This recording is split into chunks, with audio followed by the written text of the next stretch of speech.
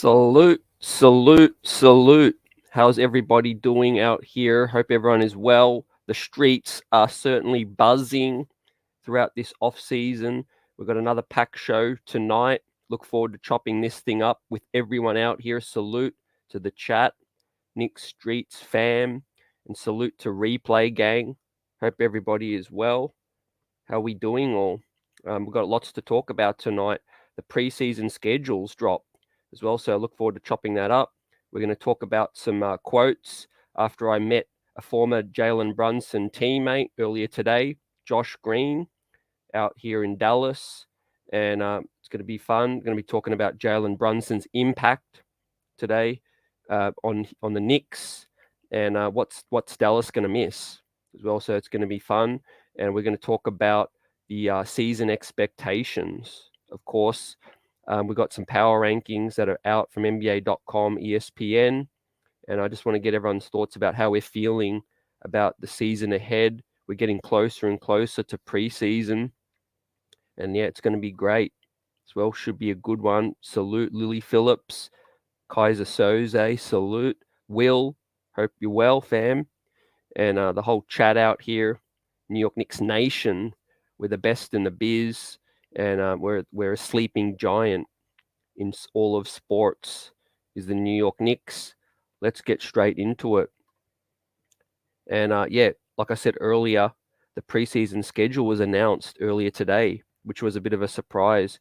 I know we are a couple weeks away, within a couple weeks of hearing the regular season schedule as well. So that's got me buzzing right now. We can plan our year ahead with that situation. Hopefully lock in an opportunity to see some games live as well. But we really want to see the key dates, the holiday games, and what the New York Knicks schedule looks like. Opening night's going to be a big one. Christmas Day, MLK Day, of course, our rivals, and yeah, really looking forward to making noise out here this season. Right, it's going to be a great season ahead. I described this season ahead. Obviously, there's going to be ups and downs, but I think it's just going to be fun. Obviously, depending on your expectations, which is the topic of today's show, whether or not you're expecting big things or not, I think we could agree that it's going to be fun.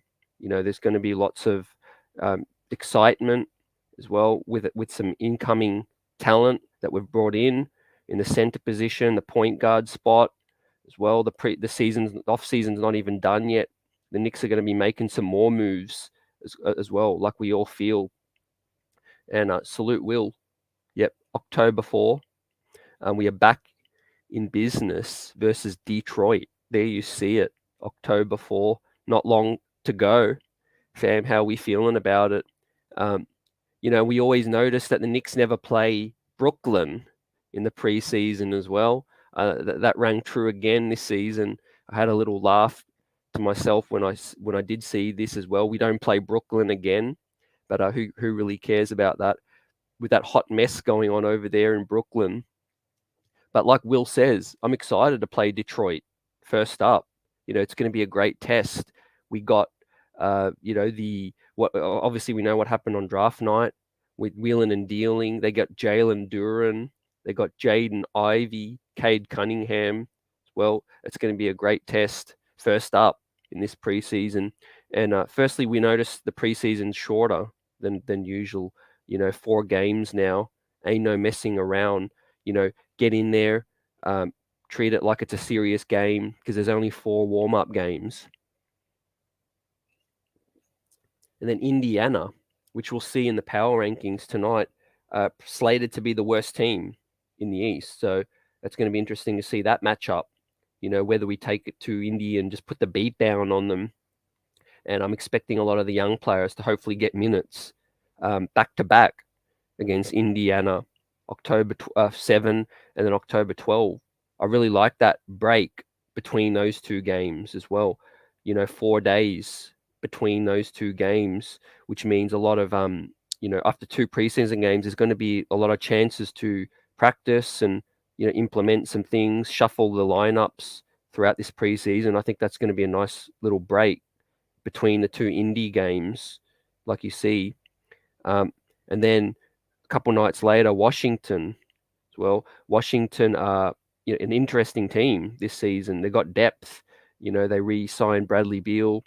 They got some young talent as well, and that's going to be a fun matchup. That's going to be really fun. Drew hits on Knicks for the play-in tourney. That seems to be a very common theme, Drew. Salute. And we'll talk about that more tonight. And Will says it's a strange off-season. We really don't know for sure who will be there opening day, but definitely excited however it goes. Yeah, exactly right. You could smell that fresh air, a fresh new season around the corner, right? Fresh expectations. And I think there's going to be a lot of expectations this season, and rightfully so. All New York Knicks fans have a right to expect good play this season now. We've made some additions. The coaching staff's been here for a minute. We've been, when we missed the play-in last season, there's going to be a ton of expectations on the Knicks, from the coaching staff, from the fans, from ownership, and all of that. Kaiser says, good, no need for all of them preseason games. Yeah, exactly, facts, Kaiser. Treat it more serious. At times it was treated like a joke preseason, 7, 8 games, end of the bench dudes playing a lot of minutes, garbage minutes, as well, extended garbage time, things like that, which is good for them, not knocking that aspect, but really, you don't want to risk injuries. You want to simulate, you want to get ready basically for opening night, right? Nothing prepares you more than treating each preseason game properly, finding your rotation, getting that sorted.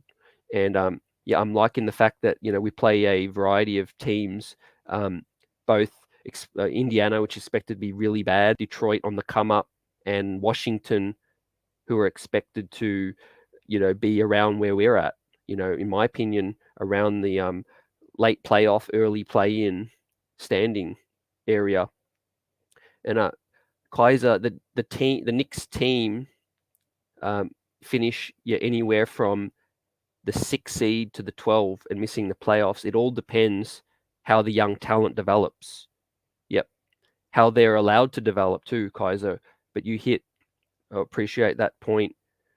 It does depend on a lot of things this season, as we'll get into my talking points, my top talking points heading into this season as well, fam.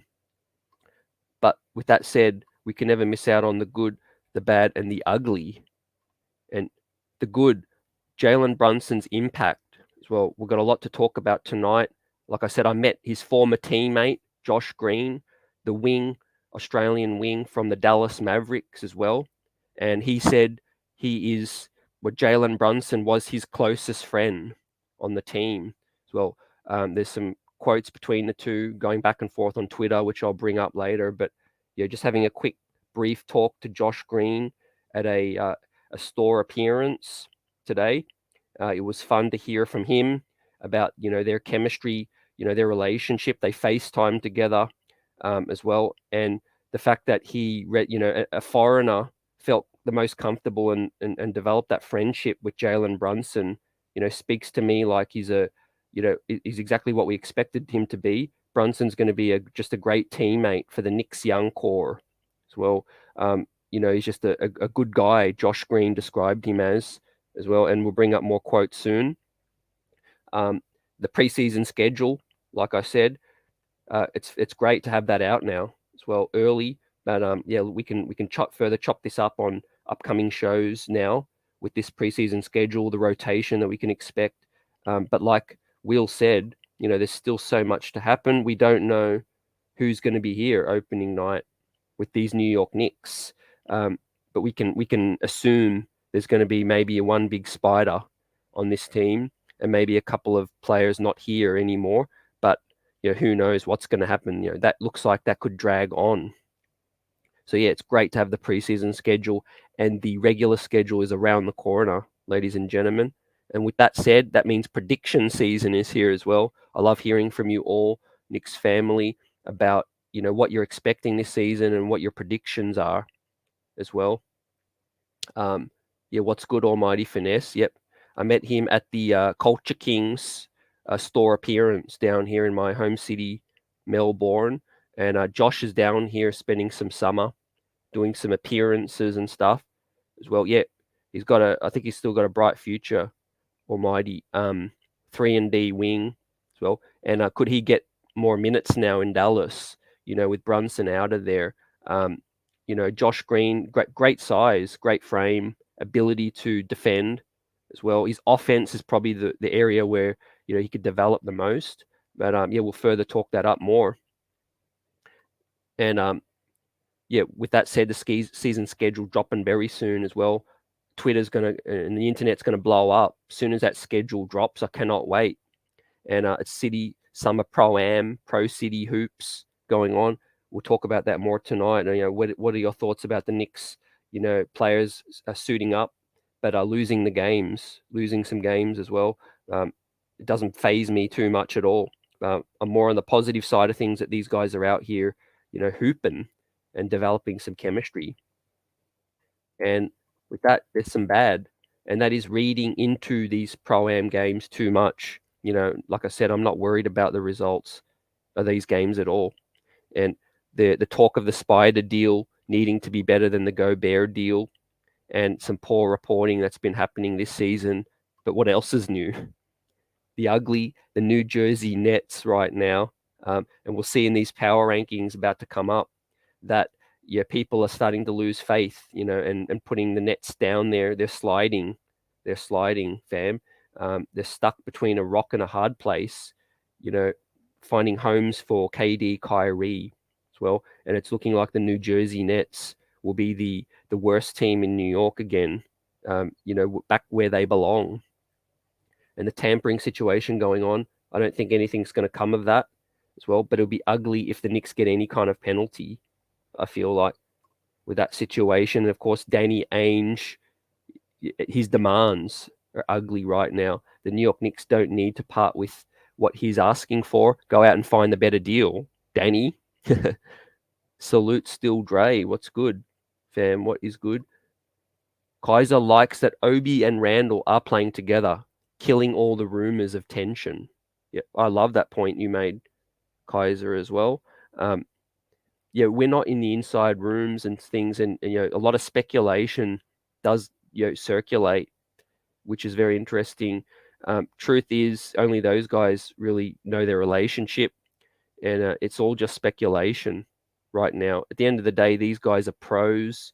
They're paid well to ball out, and truth is, this is the time when these guys can relax. There's a lot of pressure throughout the regular season, fam. It's a grueling profession. They're paid well, but it's, non-stop in the Mecca. Spotlight, news stories out there. Everywhere you go, you're mobbed and all of that. And these guys are just enjoying just playing, giving back to their communities, first and foremost. That's the way I look at it. Some of these kids in these gyms are going to go away with these memories that, they would never have had. I know I would, imagine being in a local gym and seeing NBA ballers, right up and close. You could smell the sweat coming off their jersey, and that means a lot. It means a lot it shows that it means a lot to them too, just to get out there, shake off some of that dust and cobwebs, and get out in the communities, do some things that you can't really do throughout the regular season as well. So I love it as well. New York City, Pro City hoops on the radar. And yeah, Will says, totally agree. NBA players are losing or almost losing these games left, right, and it's great that they're out there giving back to the communities and developing their chemistry. Yeah, exactly. And, you can't read into results in every single game. It's just that's not what the game is about. Pro-Am, it's about showing out. It's the show. It's the game, and people's love of the game, amateurs, pros, communities all coming together to celebrate their love of hoops, basically. And if there was something on the line, best believe the Knicks team would have won the game, and fair enough to the other guys, give them credit.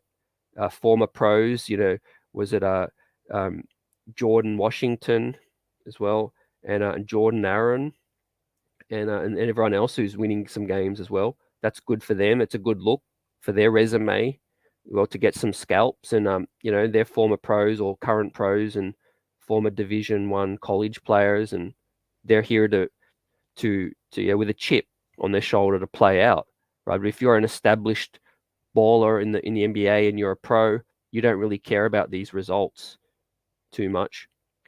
Dirty Dancer, salute. What's good, fam? I can't see how there wouldn't be tension with Randall acting a fool. That's going to be a huge talking point. How much longer is Randall a Nick? Well, that story is going to continue as long as he's here with that. Drew says, I assume you heard all of the NBA media dumping on Obi, Julius, and Brunson for losing in the Pro-Am match. Yep, we certainly did. And I'm not reading anything really into it in terms of the result as well. It's early summer. So these guys, have had weeks and months off. Their conditioning is different this time as well. Meanwhile, they're not even going 50%. Yep, you summed it up exactly. They're not even going 50%, Drew. Maybe slightly more or slightly less, but yeah, it's about developing chemistry. Let's keep it at that first and foremost.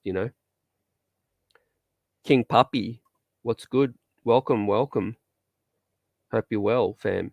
And Kaiser says those amateurs were going life and death to try to make a name for themselves. Yep, this is their chance to try to make the NBA. Yep. Great points too.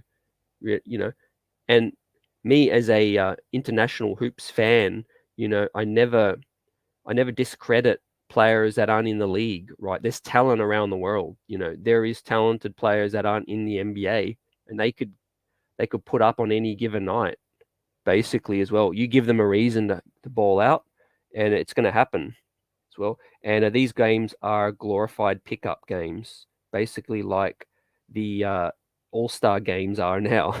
The Team LeBron, Team Giannis games, basically just let defenses letting players dribble the ball up the court and do alley-oops and and all those kind of things as well. But yeah, like I mentioned earlier, and like Kaiser hit on, the other players are playing for something, right? They're enjoying it, but they're playing to win. Yep. And also, yeah, like Will says, the pros have got more to lose to injuries. In these summer games, they weren't even going maybe 40% with that situation. King Puppy, yep, what's good? We're buzzing out here, right? The off-season's buzzing. What are your thoughts on the preseason schedule of buzzing? And now I haven't peeked the locations with this. Obviously, it says versus Detroit versus Indiana, so 2 away. 2 home at Indiana and versus Washington. So I'm going to assume 3 are home games. If you guys could correct me, 3 are home games. I don't know if they're all going to be MSG, or maybe are they going to be around the tri-state area, or maybe elsewhere, other venues. I'm assuming they'll all be an MSG though for the home games with that. But it's great if they take some of these games in other areas to do. Yep. Salute my guy, Quiet Money. Hope you're well. What's good? Yep. Dirty, appreciate that. 3 home games. So that's great too. Establish this winning culture at MSG. Yep. Now let's hit on the Brunson thing as well. Like I mentioned today, I met Josh Green, a former teammate of Jalen Brunson, the Dallas wing as well. He's spending some off-season back here home where he grew up in Australia.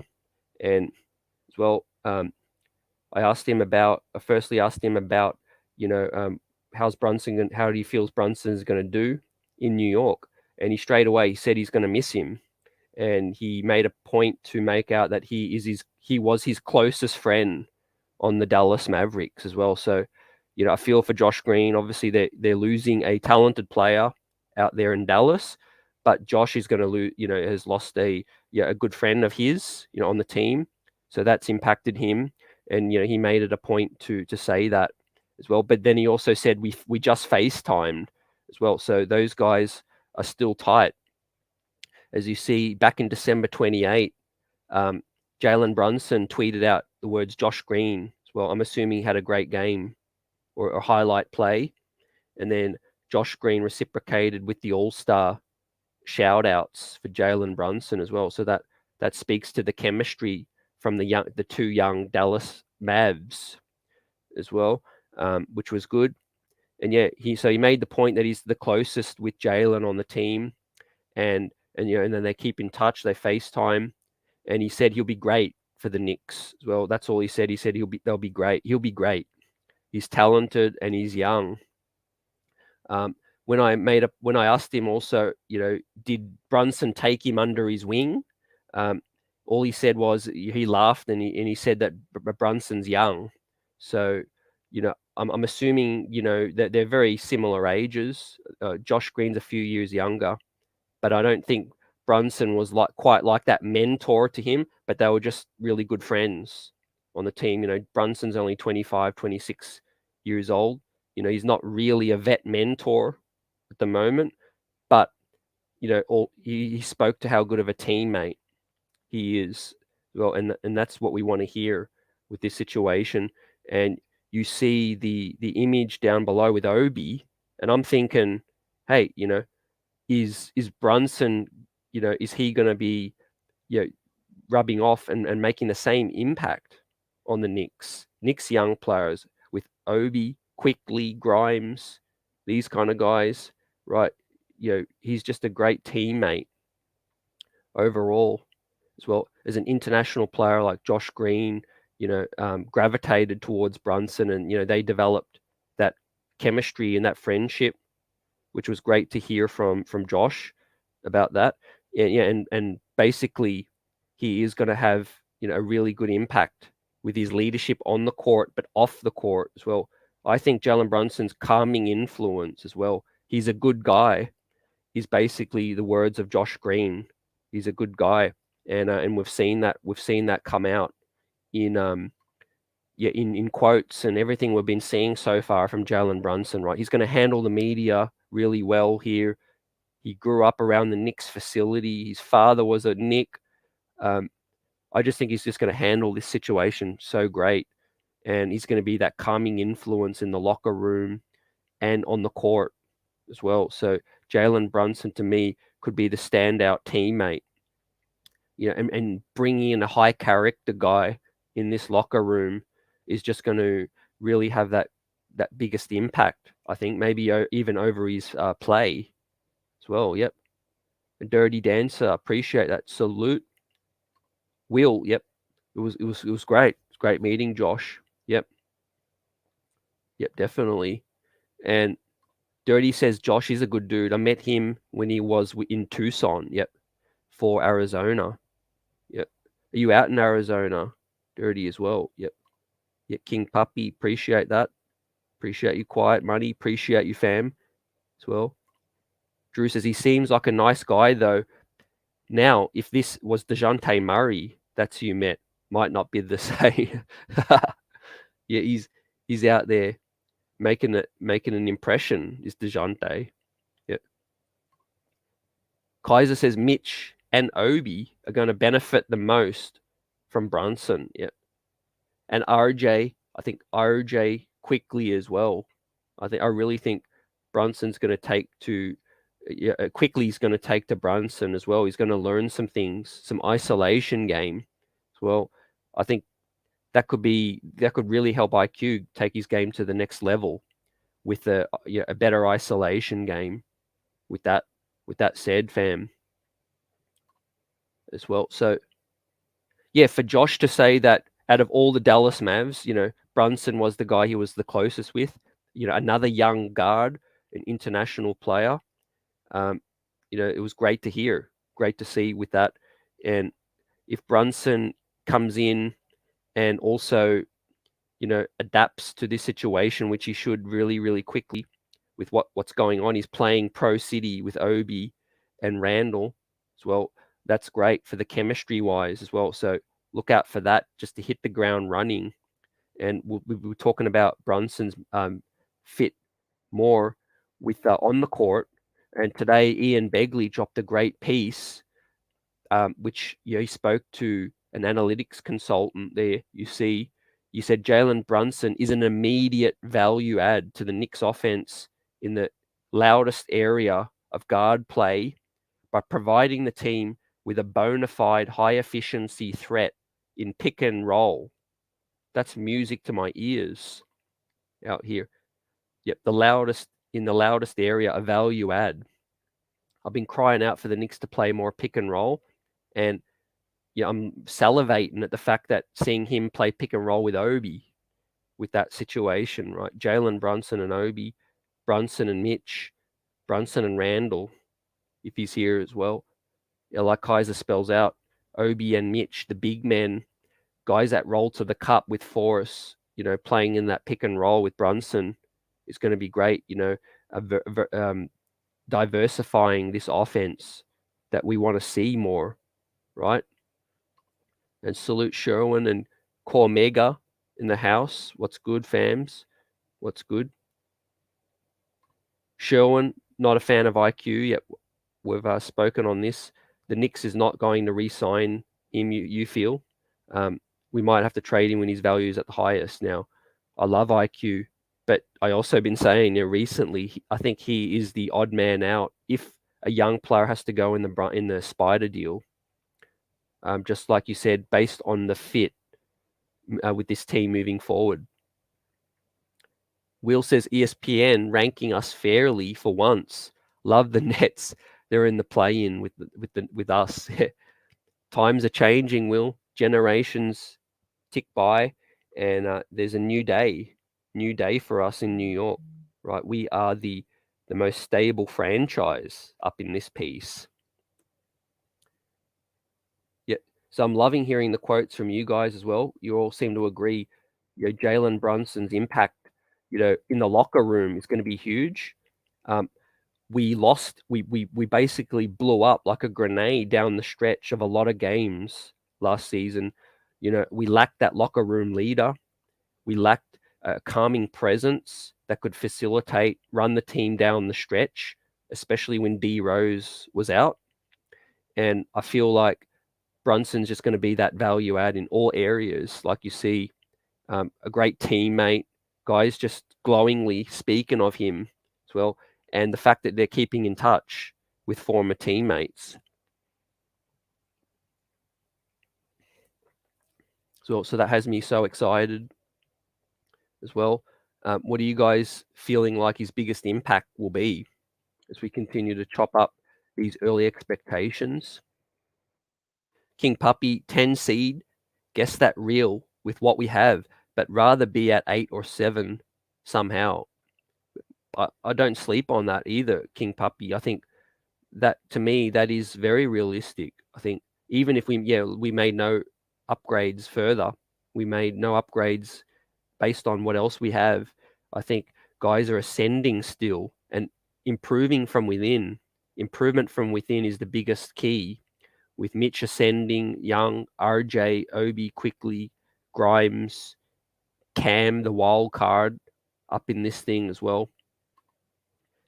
And as we look at the East, everyone, basically you see no surprises early at the top. Based on NBA.com's latest power rankings from August 2nd, we have the Celts, Bucks, Sixers, Heat, Raptors, which is more surprising to me, the fact that they're up that high. I know a lot of people are very high on Scotty Barnes and the like. But yeah, they're a bit high for me. The Bulls, also, I could see them regressing. The Nets have regressed. The Hawks got a big new piece, got some chemistry to figure out as well. And I think we're stronger in the big man department, versus the Hawks. They've got our measure at the guard play right now, I think. But big man department, I think the Knicks have got their measure. And then you got the Cavs. And then there we have the Knicks sliding in at number 10. So like Will said, they're paying a bit more respect as we read some quotes. So the key additions are Brunson and Hartenstein. So they've really factored those in this prediction with 3 numbers to know. And that is the Knicks have had the better than average D for consecutive years in a row for the first time since '99, which is absolutely crazy.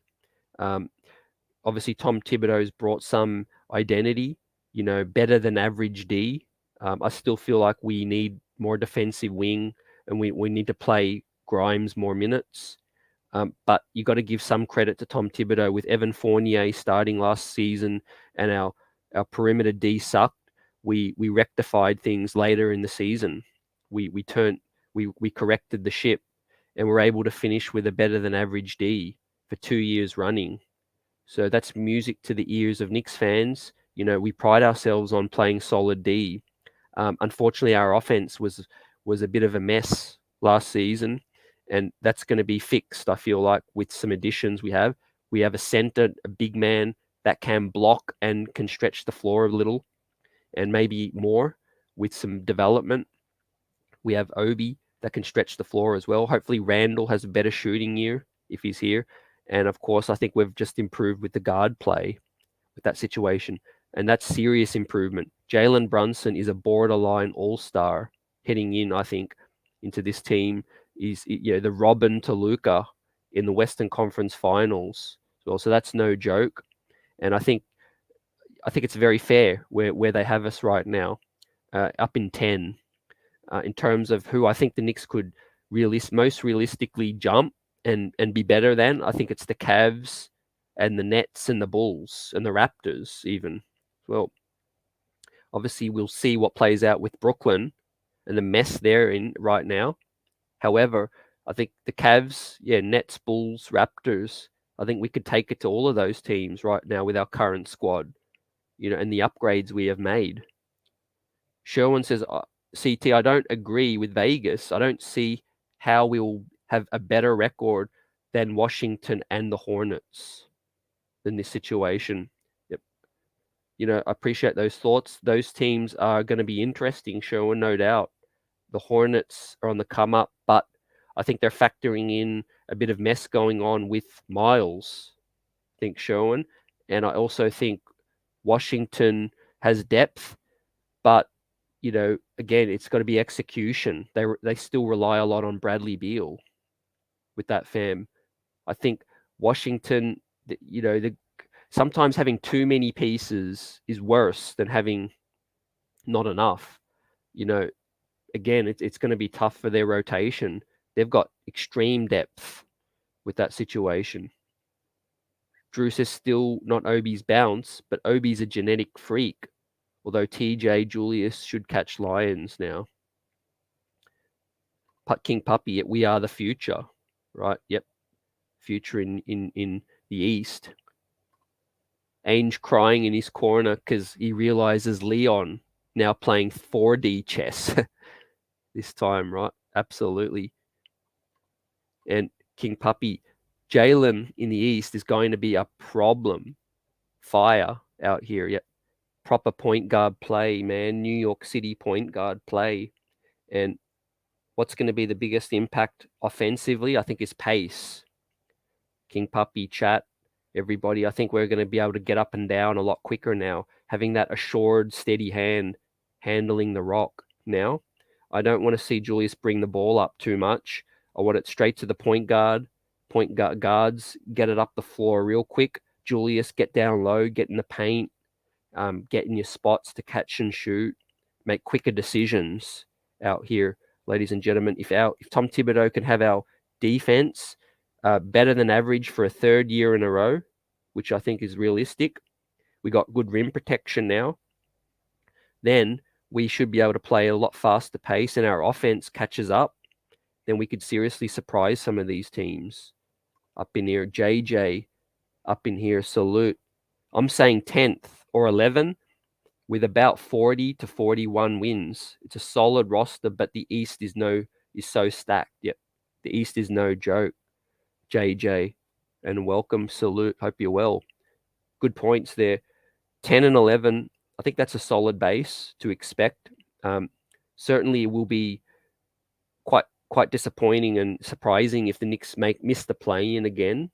I'm well aware of how strong the East is right now, as everyone else is right now. and Sherwin identified two teams that he feels like will be better, the Wizards and the Hornets. Well, that could realistically be very possible. However, the Nets and the Bulls could drop as well. So, yeah, this is NBA.com, ladies and gentlemen. And that was a very telling first point they made about the Knicks being better than average D for 2 years running, right? So let's hope that streak can continue. And I'm with Dirty Dancer on this. I don't get the Raptor love so far to that level. I really like what they're doing in terms of a young team. I just don't get the fifth ranking right now. And ESPN, which we're about to hit on, also have the Raptors at 5 as we continue to chop up the first power rankings with NBA.com. And Danny Landers in the house. Salute, Danny. Let's get it. Yep. The Knicks are about to get it, right, with this preseason schedule. What are your thoughts on that? Detroit, Indy at home, Indy away, and then Washington as well. Yep, some interesting teams out in East. Gerard, 90% free throw, can score on anyone in the league. And JJ, yep, man, the East got so good. I can't remember the last time that this East was this tough. Yep, me either, fam. But I think it's good for the league. It's good for the game. And it's good for the Knicks to have this kind of competition, fam. Yep. Let's say the Knicks, things don't quite go the way we hope. We could end up with a really good draft selection, even though we have a really good roster, just because the East is so strong as well, fam. So think about it. The Knicks, maybe they make the play-in, which is, a win, or we just miss out. We're going to end up with a top 10 pick, most likely as well. So I want you guys to sort of think about that. This season could just be that win-win situation with a crowded draft, a really, really stacked draft this season. So I don't think the Knicks will be in the lottery. I think we will be play-in, play-off, but there's hope if we miss out that this season will still be a really, really big win for the franchise long term, with young development. Everyone throws that parade for Masai Ujiri no matter what move he does. Yeah. It's like everything he touches turns to gold. Dirty with that situation, how quickly he builds. And interestingly, he's in on the KD. He's in on the KD noise right now. So that's going to be interesting. Scotty Barnes, lovely young prospect coming up as well. We've seen him lock down Harden in the scrimmages. Illmatic, salute. What's good, fam? In the house. The Hornets, Sherwin says, have a lot of backups for Bridges. Okay, yeah, they're going to need that, which looks like it. They're really, really going to need that situation. That's a big loss for that franchise. I think they're going to move on from Hayward as well. Hayward. So they're looking for some wings with this situation. And a Kaiser says there's always a couple of surprises every year. Yet on point, there will be that team or two that will come out of nowhere. Yeah. And I'll give you mine as Kaiser's on point. And this topic is very interesting out east. I think teams that will surprise will be the Pistons and the Magic. Yep. 13 and 14. Not saying they're going to be, world beaters, but they're ones to look out for, basically. Pistons got crazy young talent now, and so do the Magic as well. So I'm really rating the Pistons and the Magic for the future to come up on you. And Washington got Will Barton and Monte Morris, great upgrades. Yep. If the Wizards stay healthy, they can be better than us. Yep. On point, JJ. Completely agree. Washington's one to look for as well. They could easily be 6, 7, 8, surprise a lot of teams as well. And my two overrated teams are the Raptors and the Bulls. And obviously the Nets, we know they're in flux right now. But to me personally, the Raptors and the Bulls are overrated right now as well. The Bulls rely a lot on Lonzo and Caruso. Without those two, their defense is very suspect. Nikola Vucevic there as well. Yep. King Puppy, yep. You might not remember, but I was the one on the Man show that always called in and said that the streets are buzzing. I appreciate you, King Puppy. Zay from Norfolk. Appreciate that, fam. You go way back to Man. Salute. Let's get it. Yeah. Love your passion with this situation. How long have you been a Knicks fan? Gerard says, I wonder if some of the commentators or commenters watch games. Yeah, that's what I love. I've learned to respect and also appreciate everyone's takes. Some of them I don't agree with, but we're all Knicks fans at the end of the day. It's all entertainment. Yet we are going to be mad faster, King. Yep, you've been trying to say that too. That's what you think Juju lost weight. Yep, you're on point, King, with that situation. Yep. And a salute to Julius, regardless, whether he did it on himself or Tom Thibodeau said, hey, we need you in extremely good shape again. The shape you came in, 2 seasons ago. I think that's a very, very fair, a fair prediction with that.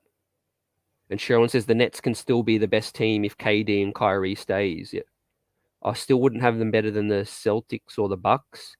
But if those two are still there and they play a lot of games, it's a lot of ifs as well.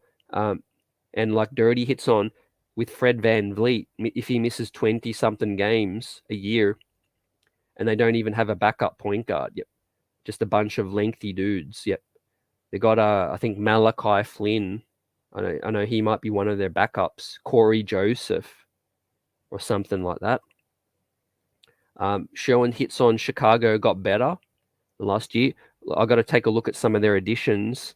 I haven't paid too much attention to what they did outside of re-signing Levine and bringing everyone back. Obviously, I respect them. They got DeMar. They got talent.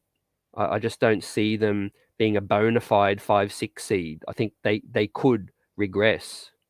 Yep, they could be that team. Yep, and Kings facts as well. Yep, you agree with me. Detroit is that sleep coming up. I mean, it's just a nice flow, right, to the roster, a nice blend. Think about the guard, the wing, and the big man with Cade Cunningham, Jalen Duren, and Jaden Ivey up in that piece, right? Those guys just going to complement each other really, really well. Yep. John Will, salute in the house. What's good? The Bulls and the Raps won respectively 48 and 46 games. You think the Knicks are going to win 41 and be better than one of those teams? Yep. I think they're obviously the Knicks, a lot of things would have to go right. And I think some things can go wrong with the Bulls and the Raptors with that situation, fam. But I certainly respect those teams. Odds are justified to have those higher than us based on last season as well. But I think, like Kaiser says, there's surprises as well every season, and I'm really rating the pickups on the Knicks. The chemistry is going to be better. I think the execution down the stretch. There was like February, the Knicks only won 1 game in all of February. We can't forget that. We lost 12-something in a row. It was some atrocious games. We lost to Brooklyn. We lost to OKC at home. We lost, so many double-digit leads in the fourth based on last season's roster. The Knicks could have easily had 5 or 6 more wins last season with that crappy roster we had as well. Gerard says RJQ, Mitch, Randall, Rose, and Obi have been playing 3 years together, and that means something. When you add a real point guard, the Knicks should realistically be the 5 to 8 range. Yeah, I'm feeling you on that too. I don't think should. Yeah, I don't agree with should, but could be realistically in the 5 to 8 range with that situation, fam. A la Wise, peace. What's good? And Dirty says there is no way DeRozan plays as good as last year with Lonzo still hurt. Supposedly the Bulls are due to regress. Yep. Speaking facts. That's just my educated estimation. I could be wrong, but I do see the Bulls regressing with that situation, right?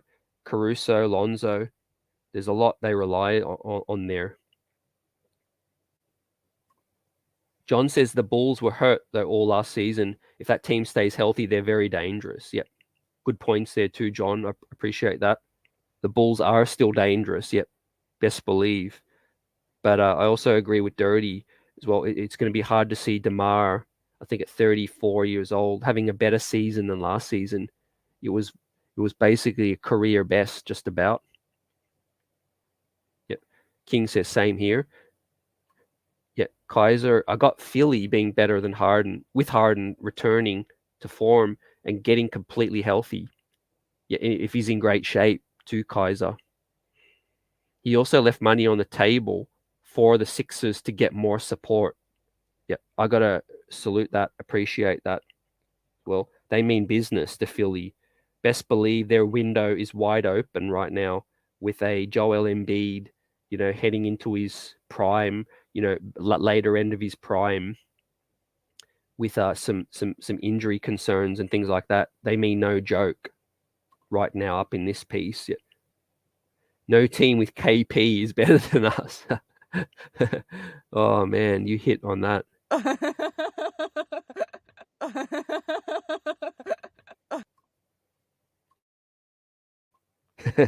Oh yeah, I still appreciate some KP hate up in this piece. Allah. Kaiser says, I think it's the Nets and the Hawks that will regress, that will be poor. Okay. Yep. Certainly the Nets with their situation and looking like they're about to blow things up, fam. The Hawks, they could be a real a scary team, sort of top 4 or 5, or they could also be not as good as last season as well. Yeah. Will says I could actually see Miami regressing now. They lost a lot of D with PJ. Yep.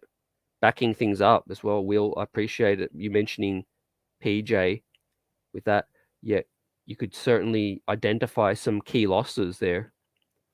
And King Puppy's been a fan since 98. Orange and blue for life. Yep. Appreciate that, fam.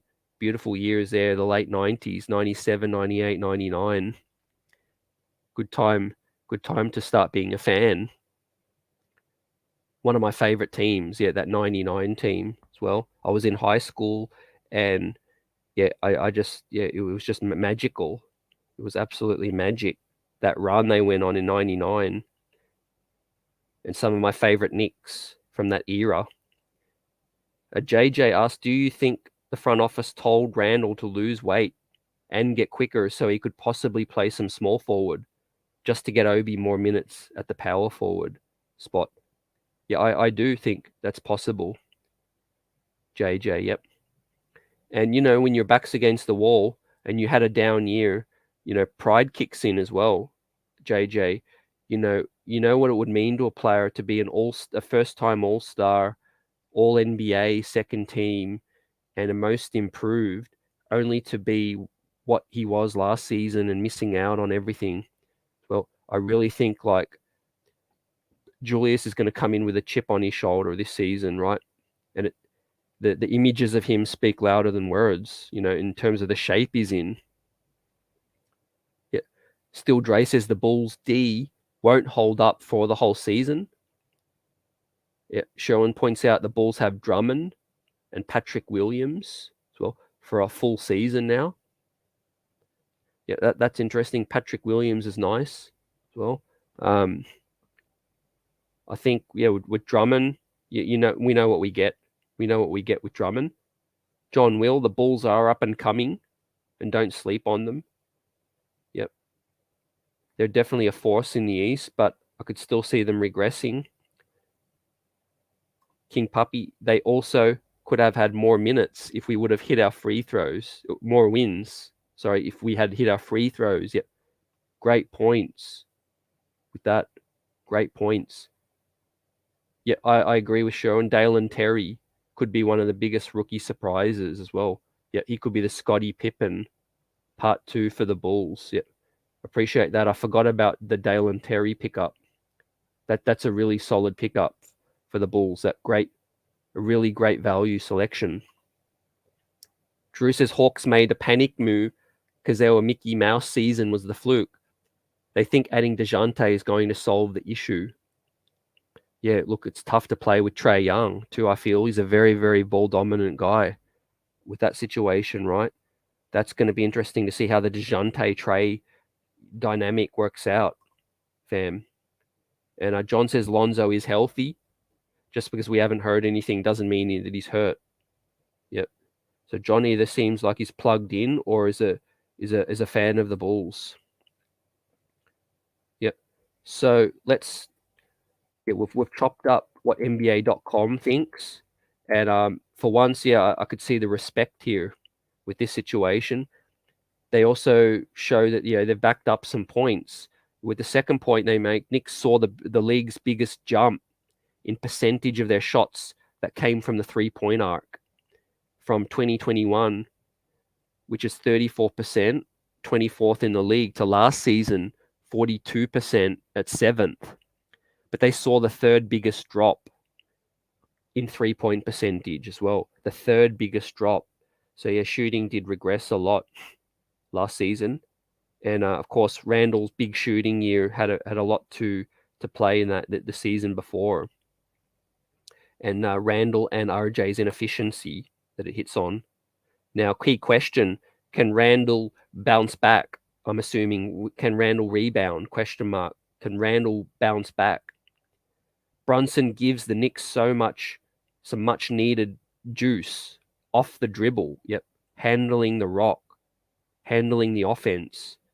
And according to Synergy tracking, he's one of only 4 players, with Chef Curry, DeMar, CJ being the others, that have scored better than a point per possession on at least 200 pick and roll attempts, possessions in each of the last 2 seasons. So elite pick and roll action and efficiency up in this piece, which is exactly what this new story about Brunson with Ian Begley is all about as well. So this is the trend, and people are seeing Brunson's impact on the court with pick and roll action.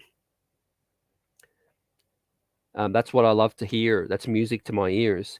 And I'm playing alongside Luka for almost 1,700 minutes last season. He's obviously comfortable playing off the ball as well. He shot better than 40% on catch and shoot threes at 50%, 38 for 76 on the corner threes, which is nice. Yep. I've been saying this for a minute. With RJ and Julius's touches and usage, to have a Brunson that can catch and shoot well is critical as well, because he's going to get a lot of open catch and shoots, and he's going to provide open catch and shoots with his elite penetration. And Luka has recorded more assists on three-pointers over the last 2 seasons than Randall. But it'll be interesting to see how much control of the offense he cedes to Brunson. Yep. That's one of the biggest talking points, ladies and gents. How much of the offense does Randall command with his touches? And it's nice they also add on Hartenstein. He should enhance what was already a strong bench. With Brunson set to turn 26, he's the 4th oldest player on the team. So there should be improvement throughout the roster, with Toppin and Coach Tibbs hopefully willingness to play him, perhaps the biggest X factor with this situation. So there we have it. Now let's tick over to our old friends ESPN, and some respect shown, quite possibly. Not a lot, but being realistically, they have the Knicks at 39 and 43. So 2 extra wins with the Knicks this season with ESPN. The Brunson pickup probably really taken into consideration. Just 2 more wins. I think we could easily burst that ahead to 5 to 10 more wins, I think, with if everything goes right. They have the net sliding all the way down to 9. with 40 and 42. The Nets winning only one more game than the Knicks. And I think a part of this is a little bit of future projection, obviously, with KD on his way out, possibly Kyrie most likely on his way out, I feel, to LA. There's a recent talk that LA are now willing to part with 2 firsts in the deal to get Kyrie over there. So yeah, the Nets and Knicks games this season, it's going to be fun up in MSG, Barclays as well. There's going to be a whole lot of clowning going on. There's going to be some bing bong. There's going to be all of that. Another year of all this stuff. I love it. They also have the Celtics, Kings of the East, just ahead of the Bucks, or very, very tight. As a matter of fact, equal wins. Then the Heat, Sixers, again, Raptors at 5, overrated for me. I would clearly put the Hawks ahead of the Raptors, in my opinion. And then the Raptors, Cavs, Bulls, Nets, Knicks are all in sort of one bunch, in my opinion. I don't think there's a whole lot separating us from that situation. So yeah, what are your thoughts overall on this ESPN projection? Again, 10th NBA.com, 10th ESPN. Well, so obviously it's early projections as well. There'll be power rankings, I think, before the season starts. You know, once the rosters balance themselves out a bit with this thing. But I can't get mad. Basically, I can't get mad at what they're saying.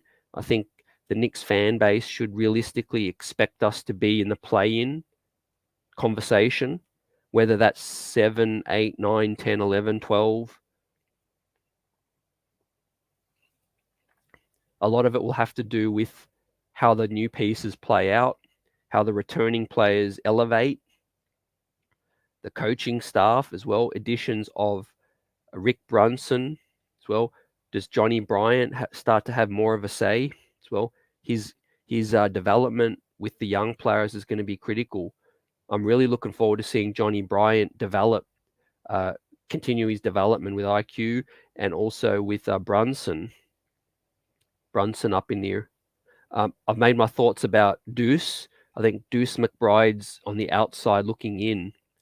Even if we don't have Spider, he's like the 4th, 5th point guard, on this roster right now behind Rose, Brunson, and Quickly with that situation. And if we get Spider, there's even less of a chance that Deuce gets minutes. And most likely he could be in that trade as well.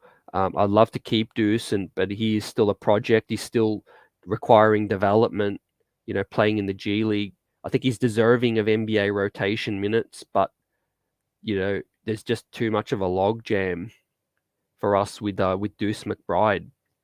But I think our center depth is key this season for our defense to remain good above league average. That's going to be key. With that said, if Mitch goes down or foul trouble, for first, I want to think positively. I want to think that Mitch has come in, practicing his free throws, and I want to say that he's going to shoot better from the free throw line as well. So if he stays healthy, we know Mitch's impact, what he's going to bring with this piece, right? And with the point guard, Jalen Brunson, I'm going to look for his scoring to go up as well. He's going to play more minutes as well. He's going to come in hungry. And then, yeah, we have solid depth now to back up Mitch. We got Isaiah, who can flash some shooting in the top of the arc. Looking like some highlights I've watched, looks like the top of the arc is Hartenstein's more comfort zone as well. Maybe he can shoot the corner 3 well as well. I'd love that. Sherwin ready to trade Obi, IQ, and the first for OG and Anunoby. I don't want Mitchell. Yep. I hear you on that. And Manchild, what's good, fam? What's good up in this thing? Chopping this early season prediction up. Yep.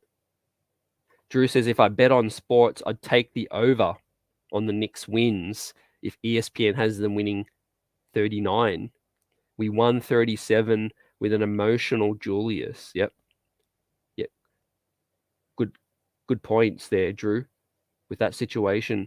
39 games, just 2 more wins. Obviously, the East is going to get better with, like I said, the Wizards, Pistons, the Hornets, the Magic, able to steal a lot of games as well. So, nothing's a given. But yeah, if I had to pick over or under, I'm taking over as well. I'm taking over that situation. Yep.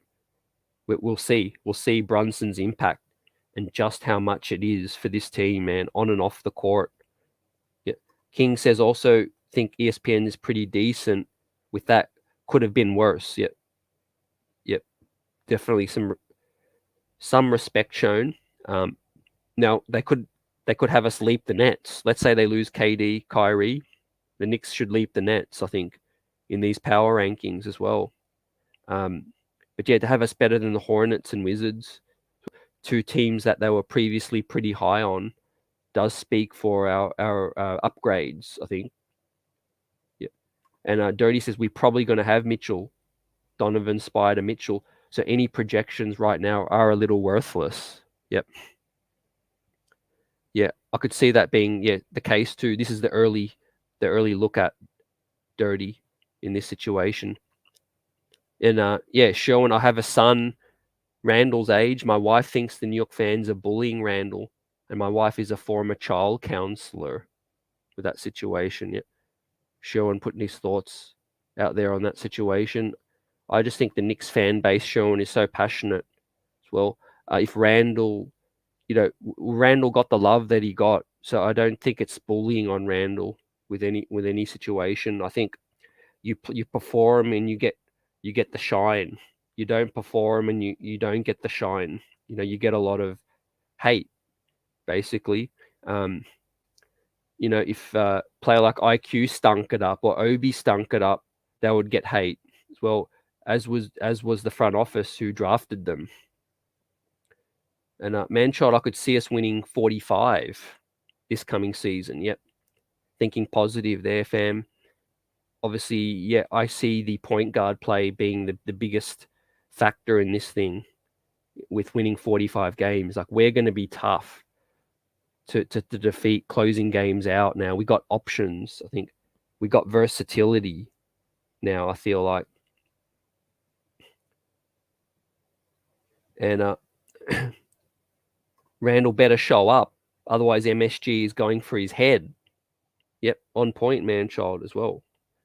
Yeah, and as we tick towards the talking points for this season, ladies and gents, early expectations, these are my biggest talking points looming, right? And I've got Randall number 2, right? There's no ducking this situation. Like Manchild says, Randall, his future is up in the air, situation. But firstly, it's Spider Mitchell. When does it happen? Will it drag out into the season? Well, which I wouldn't be mad at. I'd be fine going into the season without Spider as it is, so we could have a look at this roster before and after potentially Spider and just see what it looks like. But yeah, will it drag out and will it become a distraction for both the Jazz and the Knicks? And of course, if we get Spider, the chemistry is going to be the big key with this thing, fam. The chemistry with Spider, with Brunson, with RJ, with Randall if he's here. And that said, that's going to be huge. That's going to be key with this is the Spider topic, and it's not going to die all the way through till training camp. I think, I still put the percentages that we get Spider above 50%, and I still think it's going to happen, closer to training camp. As the two sides really think about their futures with and without Spider, being the Jazz and the Knicks, as they have more time to think, think rationally and think about, what they really hope to achieve. I think there's more urgency that comes into this thing. And I think the trade gets done, closer to training camp. And then Randall, of course, like I said, how long is he a New York Knick? How does he respond? How do the Knicks use him if he's here with this situation? And then Jalen Brunson has to be third for me. and how big is his impact? Scoring versus assists as well. Not just scoring that he's going to bring as well, it's the assists, the leadership element. But yeah, we saw some flashy dimes that he did, playing in Pro City, and I expect that to happen in regular season games, right? Jalen Brunson is crafty with the ball. He is skilled, and he's going to bring leadership, but he's going to help us close games out. He's good isolating. He's going to get elite dribble penetration.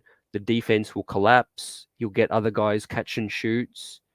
There'll be lobs for Mitch, for Obi. He'll be a great teammate, which we spoke on about, Josh Green's quotes in Dallas and how close they were as well. He's a good guy, likable, a great teammate as well, and he's going to do great in New York. He's hungry. He's motivated. He's from New York, from this city. He gets it, right? And his father, a former Knick, is going to be on the sidelines pushing him, right? Think about the added pressure Jalen's going to feel with his father also there as well. Apparently, he's been hard on him growing up, and he's helped him achieve and get to where he is right now with this thing. So yeah, Rick Brunson, the Brunsons up in here. So that's my third biggest talking point this season, right? We're all talking about our rankings. Well, I think more than 50% of what determines whether we slide up or down is depending on Jalen Brunson's impact with this thing. Yep. Manchild, salute. Appreciate you as well. We're buzzing right now. This Knicks off-season's been eventful, but something tells me the biggest event's still yet to come with this thing, right? This is just early projections. And I'd love to see what ESPN, NBA.com put the Knicks at with Donovan, Spider, Mitchell, and Nick as well, and just how much higher they put us up there, fam. Yep. And Manchild also says Brunson will make guys get easier shots. Yep. That's straight facts. That's just the truth of this thing, right? He's proved it in the playoffs, and he's just a guy you want with the ball, basically. He's going to make decisions. He can isolate and score down the stretch. We could just turn over the keys to him, and RJ Randall can fall back, I think, at any times throughout the game, or he could decide to be more unselfish and feature them, and sit back and catch and shoot as well. Be that catch and shoot, or, when the D collapse, dribble drive, and get the close when the closeout comes. I think Brunson's going to get a lot of dribble drive, but yeah, he's got nice handles. He's not the biggest true floor general, but it's going to be heady point guard play with JB up in this thing. Then, how could I ignore the returning coach, his third season in New York, Tom Thibodeau, the fourth biggest talking point? I feel slow start versus hot start is going to really be critical, determining, the noise, the fire up in MSG, all of those things. You can only think, but what would happen with a slow start versus a hot start? And what I'm closely paying attention to is X's and O's with Tom Thibodeau up in here. JB's returning, Dice is returning, but with Rick Brunson, what's going to, impact the X's and O's with some of this new personnel? Could we see some new wrinkles with a returning Mitch and with a new center, Isaiah, as well, who I think Tom Thibodeau would have played a big part with recruiting. I personally feel Tom Thibodeau loves a big man that protects the rim, but can also get out and defend on the perimeter and can also shoot a bit. So I think Tom Thibodeau is going to, I really want to see how he utilizes Isaiah as a weapon with this piece, fam. I feel like, with this situation, having a different look at center position is going to be invaluable. Man, I've been crying out for the Knicks to have a 5-man that can stretch the D, and we can play 5 out with that thing. So Tibbs has weapons. How does he use them? There's going to be a lot of pressure on him. it's all in his hands. He could thrive, he could succeed, or he could lay another egg with this thing. And then an extension of that is Leon's loyalty. A slow start. What happens if, everyone's calling for his head? When does Leon, if he's able to, pull the trigger on that? And of course, Rick Brunson's impact as well. Tibbs and Rick are close. They've worked together. They have so many years of chemistry and relationships between the two. And I do think that Tibbs and Rick have a relationship where they're just going to be able to be honest with each other. Rick's going to put forward things that he sees, and hopefully Tibbs takes that on board with this situation. Yeah, so Tom Thibodeau coming in at number 4. And then number 5, Star J Barrett. Well, when is the extension coming? Right, we know this extension is going to come. It's just a matter of when and how much, of course, as well. But another huge talking point is what parts of his game take a leap for RJ Barrett. He's been on an ascend throughout his first 3 seasons, but what parts of his game take that next step, right? I'm going to guess and say it's the efficiency, the shooting. Well, I think he's on the right track with Drew Hanlon, his coaching, shooting coach, with that. And I think JB gets him more looks. One of the player that might benefit the most, I'm putting RJ at the top. I think RJ is going to get a lot more easier shots, and he's also not going to have to, carry the scoring load as the number 2 option every game, just like last season. Yep, and like Manchild says, yeah, Brunson will make the guys get easier shots. Yet with RJ probably at the top.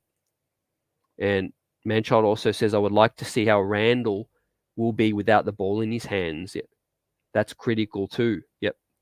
See, you're on point with that.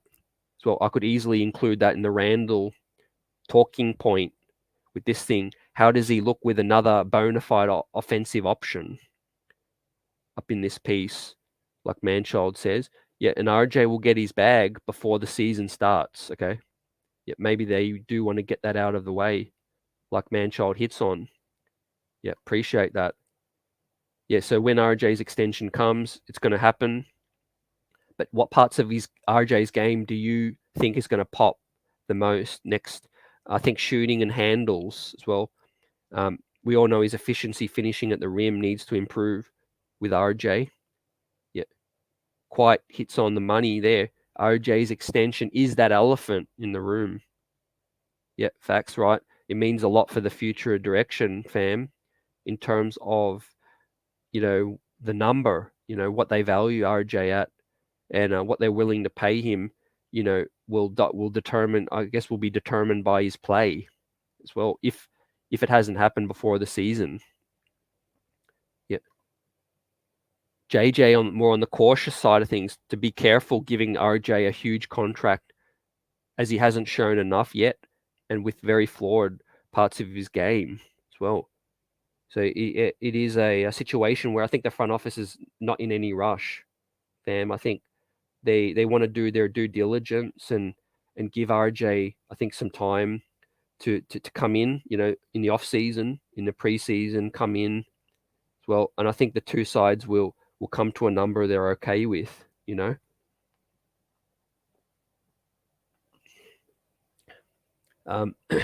Leon's been a part of this thing for a long time. He's done business representing players. Now he's on the other end of having to give a player a deal. So he knows fair deal versus overpay, I think, with this thing, right? Repping so many clients, I think Leon knows what he's doing.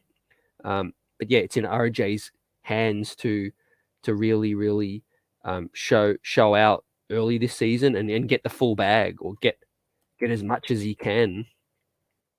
This thing, and I love it when it's in the player's hands, with that situation. Come in, ball out, and then the rest will take care of itself. That thing. Yeah, Manchild Tibbs has to expand the rotation to 10. Yeah, I would agree. Yeah, we got more weapons now. He has to. and don't be having guys gassed too much. Like Randall playing 38 minutes. That's not necessary now every single game. Yep. Johnny Davis in the house. Salute. Of the guards, who do you think will start with Brunson? Yep. Great question with that, Johnny. Look, right now, I'm still expecting Spider Mitchell to be on this team, if not by opening night, by trade deadline. But without Spider, I would suggest, to me, it's going to be either RJ Fournier or Grimes. Hopefully, is my choice. But I think Tibbs might still go with the veteran if Fournier's still here, fam. How about you? Yep.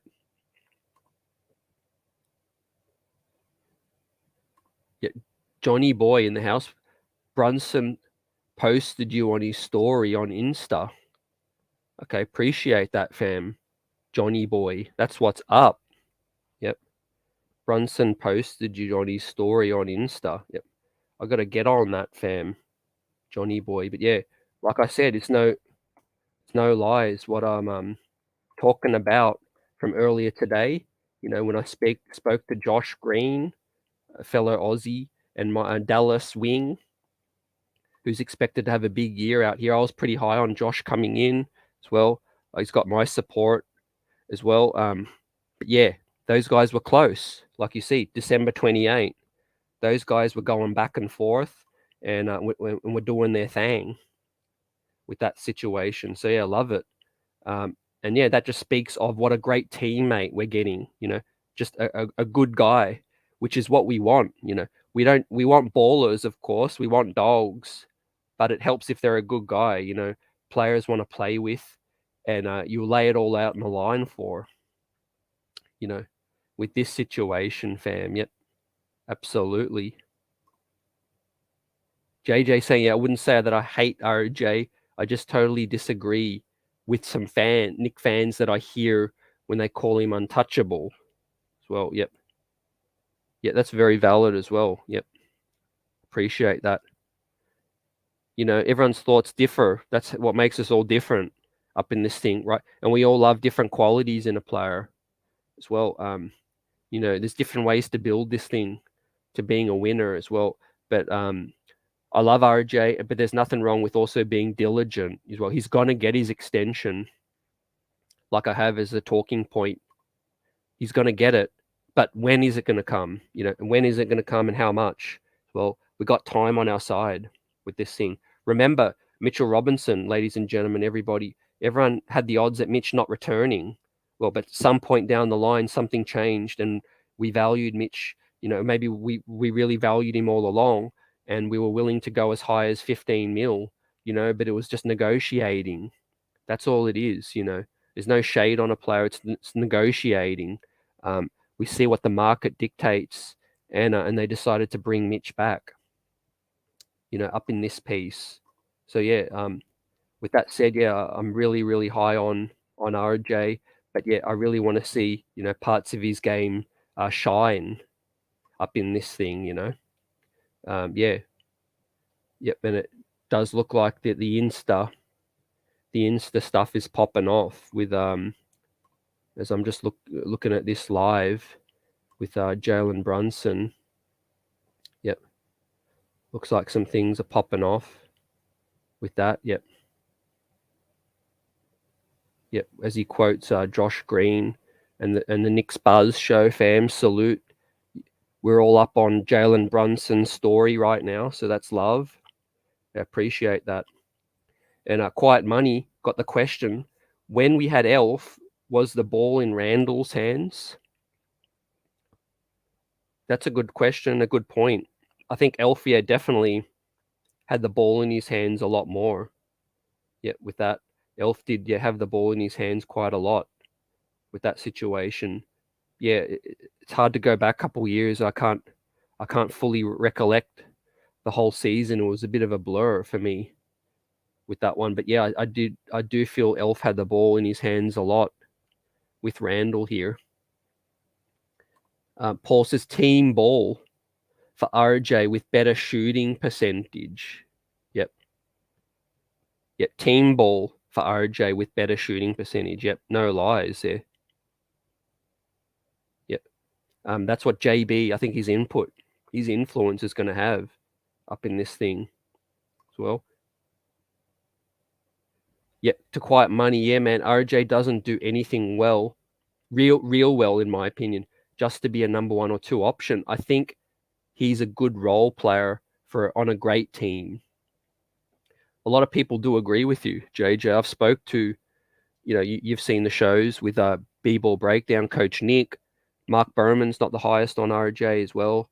I don't think there's any disrespect of him. They're just not the biggest fans of his game right now. But at the same time, there's heaps of fans of RJ and his game as well.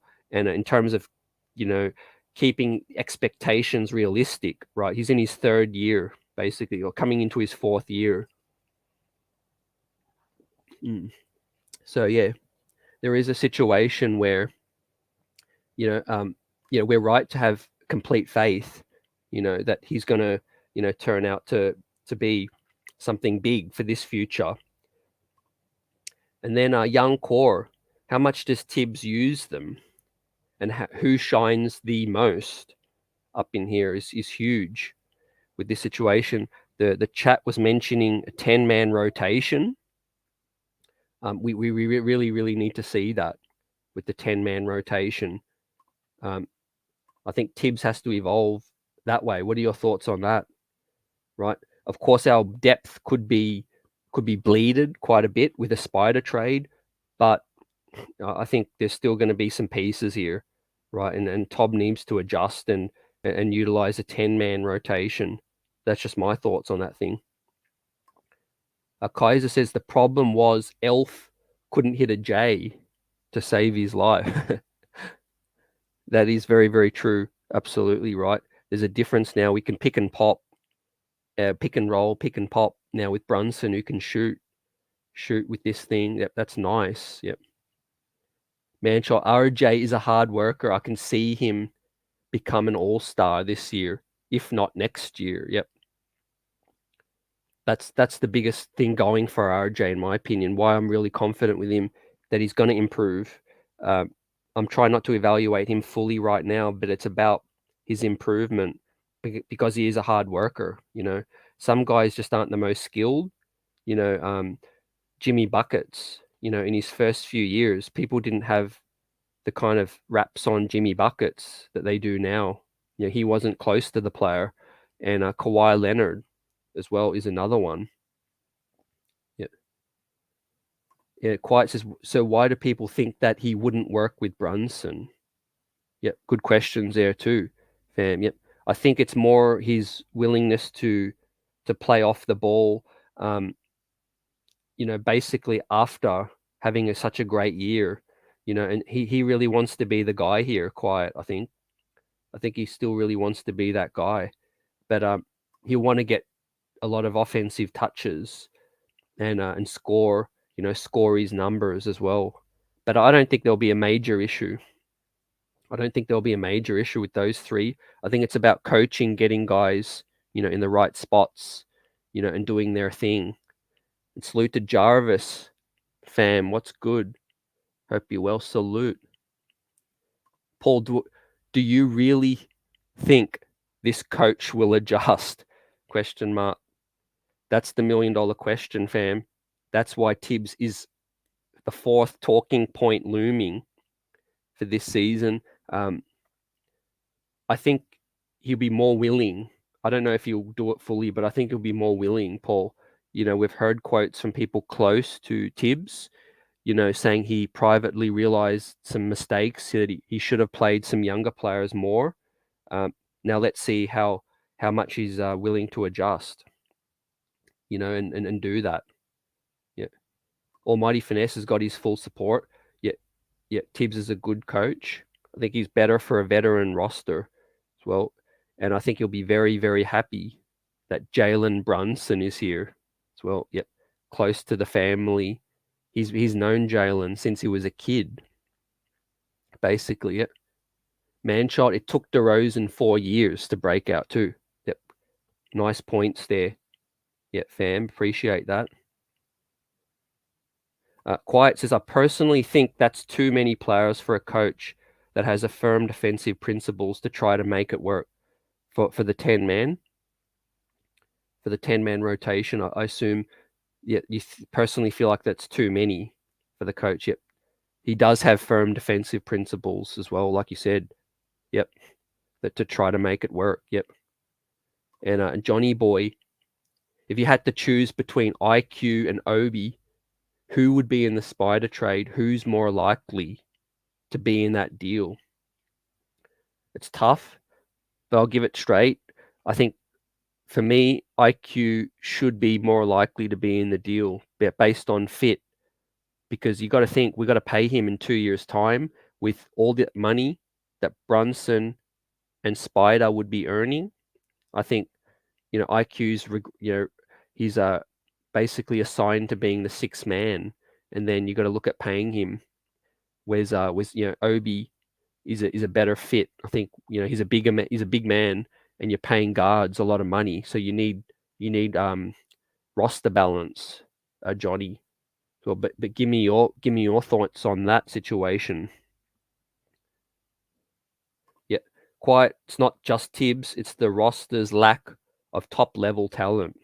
Well, yep, that's tough too. That's a huge factor up in this quiet as well. Yep. We don't really still have a number one option. I think, in my opinion, we got 3 number 2s. We got RJ, Randall, and Brunson. They're all number 2 options as well. So, yeah, the Knicks really do need to share the rock with this thing, right? Just kick it around, whoever's got it going,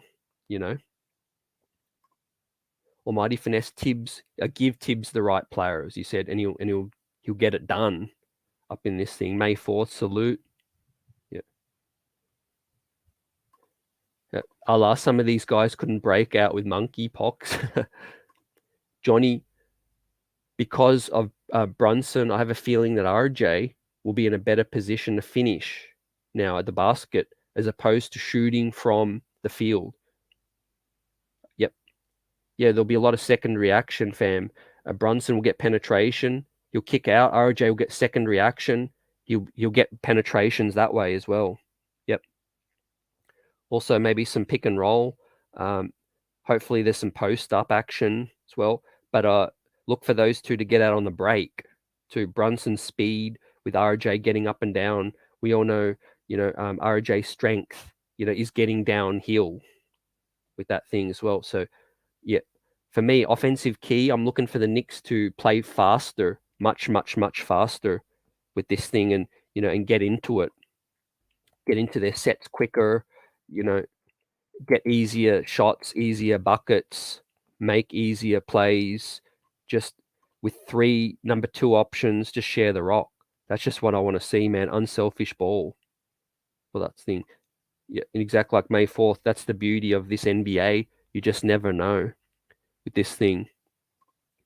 And as we've talked about, a big talking point coming in at number 7 is our center situation, right? That's a key strength for me personally with this team, our depth, right? We are seriously rocking some serious center depth now that we haven't had in years now.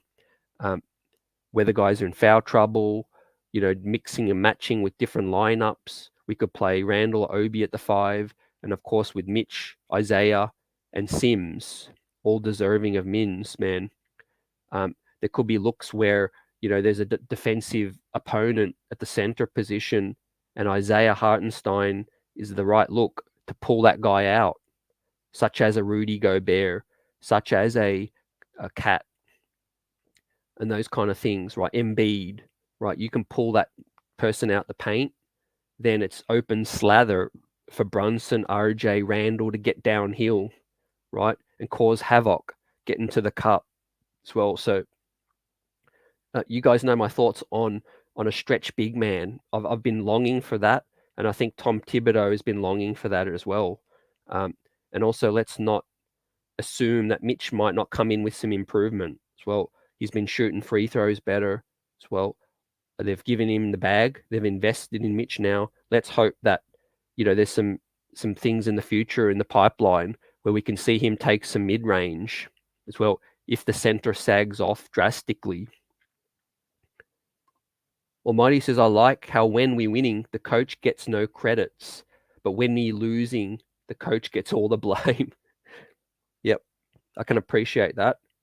That's the coach. It's a selfless gig, Almighty Finesse, and it's the easiest guy to fire and blame, basically. But yeah, when the team's winning, the players get all the shine as well. But no, that's why I actually liked, didn't see earlier, with NBA.com's projection, they had, the first point, the Knicks had a better than average D in consecutive years since 1999. Right. So that's Tom Thibodeau. I put that at Tom Thibodeau. I mean, we didn't have a great defensive roster for that situation, but we've finally had back-to-back years of better than average defense, which is something we've been longing for as Knicks fans, since 1999, 2000 up in this thing. So yeah, that's definitely something that's exciting, to be a Knicks fan and get behind. What do you guys think of this center rotation? Are you as excited as I am? Because we know Jericho's on the come up. We know Mitch can flash some new things, hopefully, and Isaiah is a new unknown. We've seen what he brought with Clippers, but I really want to see this center rotation play out. Yeah. Manchild, let's see if Tibbs can coach young players. Yep. May 4th, yeah, I wasn't feeling a Cam dribble either. Allah says Cam was working out with these same kids. Mitch be working out with doing whatever he wanted to do. Yeah, whatever he wanted to. And JJ, we've seen Mitch off-season gym vids last few years, but when the season starts, he doesn't look at the hoop unless it's an open dunk. I'm not buying it as of now. Yeah, I tend to agree with you. Yeah, until we see it, then it's unknown. Fam, yep. We need to see it first. Yep. And on my finesse, Hartenstein is an all-time great. Kaiser, Tibbs got a lot of credit when we made the playoffs. He won Coach of the Year. So when we are trash, he deserves a large share of the blame. Rewards and punishment come hand in hand. Yep, that's on point as well. He did win Coach of the Year, yeah. So he did get accolades with that. And thank you for reminding us or reminding me about that situation, right? And if anything, a lot of the league thought Monty Williams was robbed.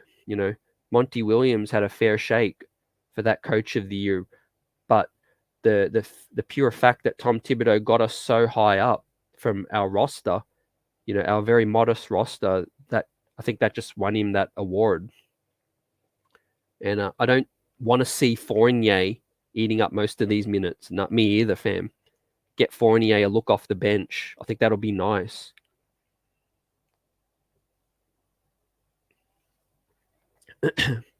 Yep, absolutely. You guys are buzzing, man. Knicks mods, Knicks loyalists, Knicks streets got us all buzzing with this thing, right? Now, I want to throw a question out to you guys too. I've given my thoughts on the Spider thing. I think it's still likely to happen. Give me your thoughts, your percentages as to whether it's going to happen or not before training camp. So put a percentage that it happens or doesn't happen before training camp. And I still put it at better than 50% that Spider will be that Nick before training camp. But I would not be surprised if it drags out with this thing. We don't know what's likely to happen with these negotiations and Danny Ainge's demands as well. But I just feel like both sides, you're with a deadline, people get clarity. Right now, there's no deadline. When we get closer to training camp, Danny Ainge seriously stares himself in the mirror at what the Jazz season and future looks like. There's more urgency, basically. And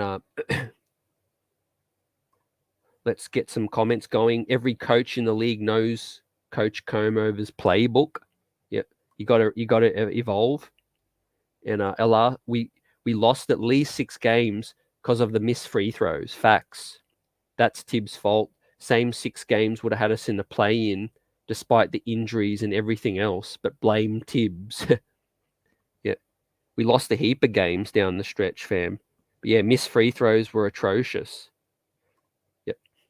Almighty says, I say the Mitchell trade happens at the end of August. Well, okay.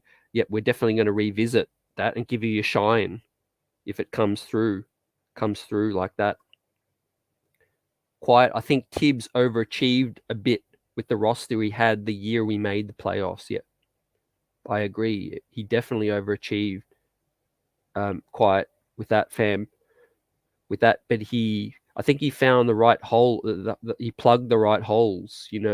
With the right role players. He just in a crazy year from Julius, he just plugged the holes needed to get wins. It's all about streaks, as we know. The Knicks hit that 9-game win streak, and that just hit us way over 500, man. That was crazy. Up in there as well. So, yeah, that was nice. And Will puts it at 25% that Spider will be a Knick before training camp. Also not as confident with that. I'm assuming, Will, it's the stubbornness and the negotiations dragging out. Well, Jarvis says, I really think Cam will be traded. Yep. I'm glad you mentioned Jarvis too. I feel like that's the case as well. I'm completely with you on that. I think the Knicks still would be intrigued, to revisit his upside.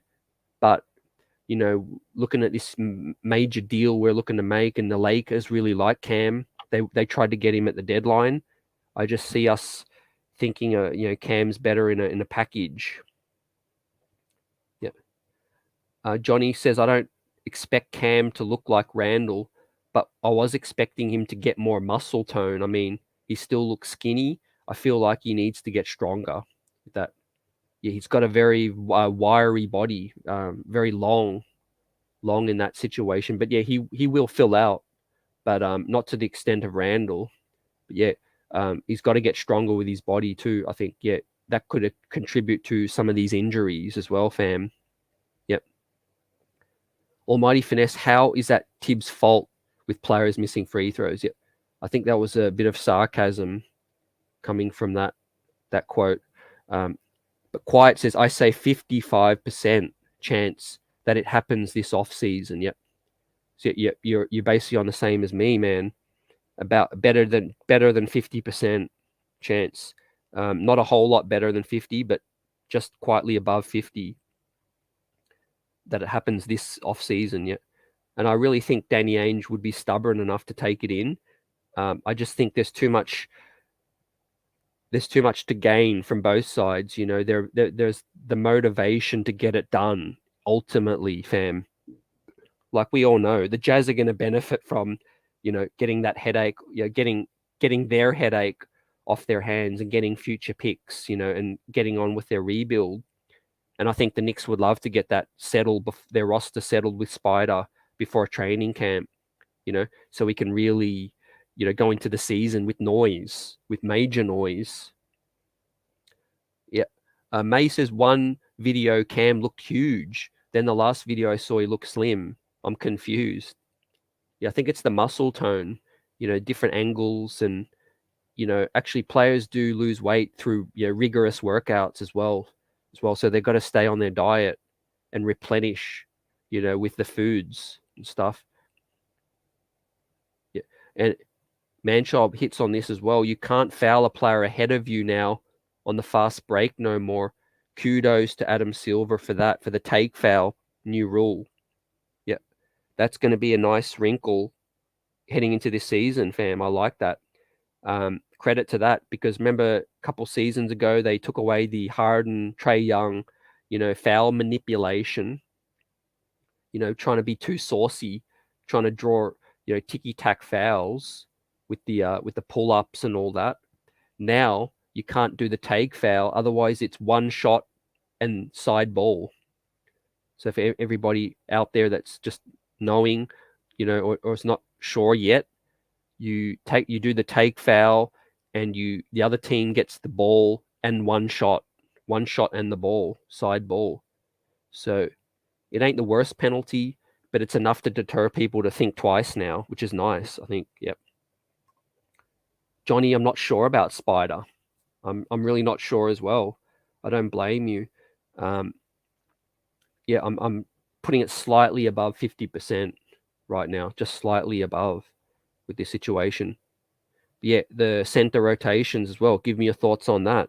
How many minutes should Mitch get, and then how much would you like to see Hartenstein start with Sims maybe on the outside looking in? Yep. Or Cam's days is over with the Knicks. Let's see, man. I think whilst it's a perfect storm with the Lakers being interested, other teams as well, he's a guy they've got to pay. But, where can the Lakers find intriguing young upside talent with this situation, fam? Yep. It's basically going to be, critical to see. Loving Jalen Brunson shouting us out, which is all love, or shouting out his former teammate and close friend, of course, Josh Green as well. Like I said, those guys are tight.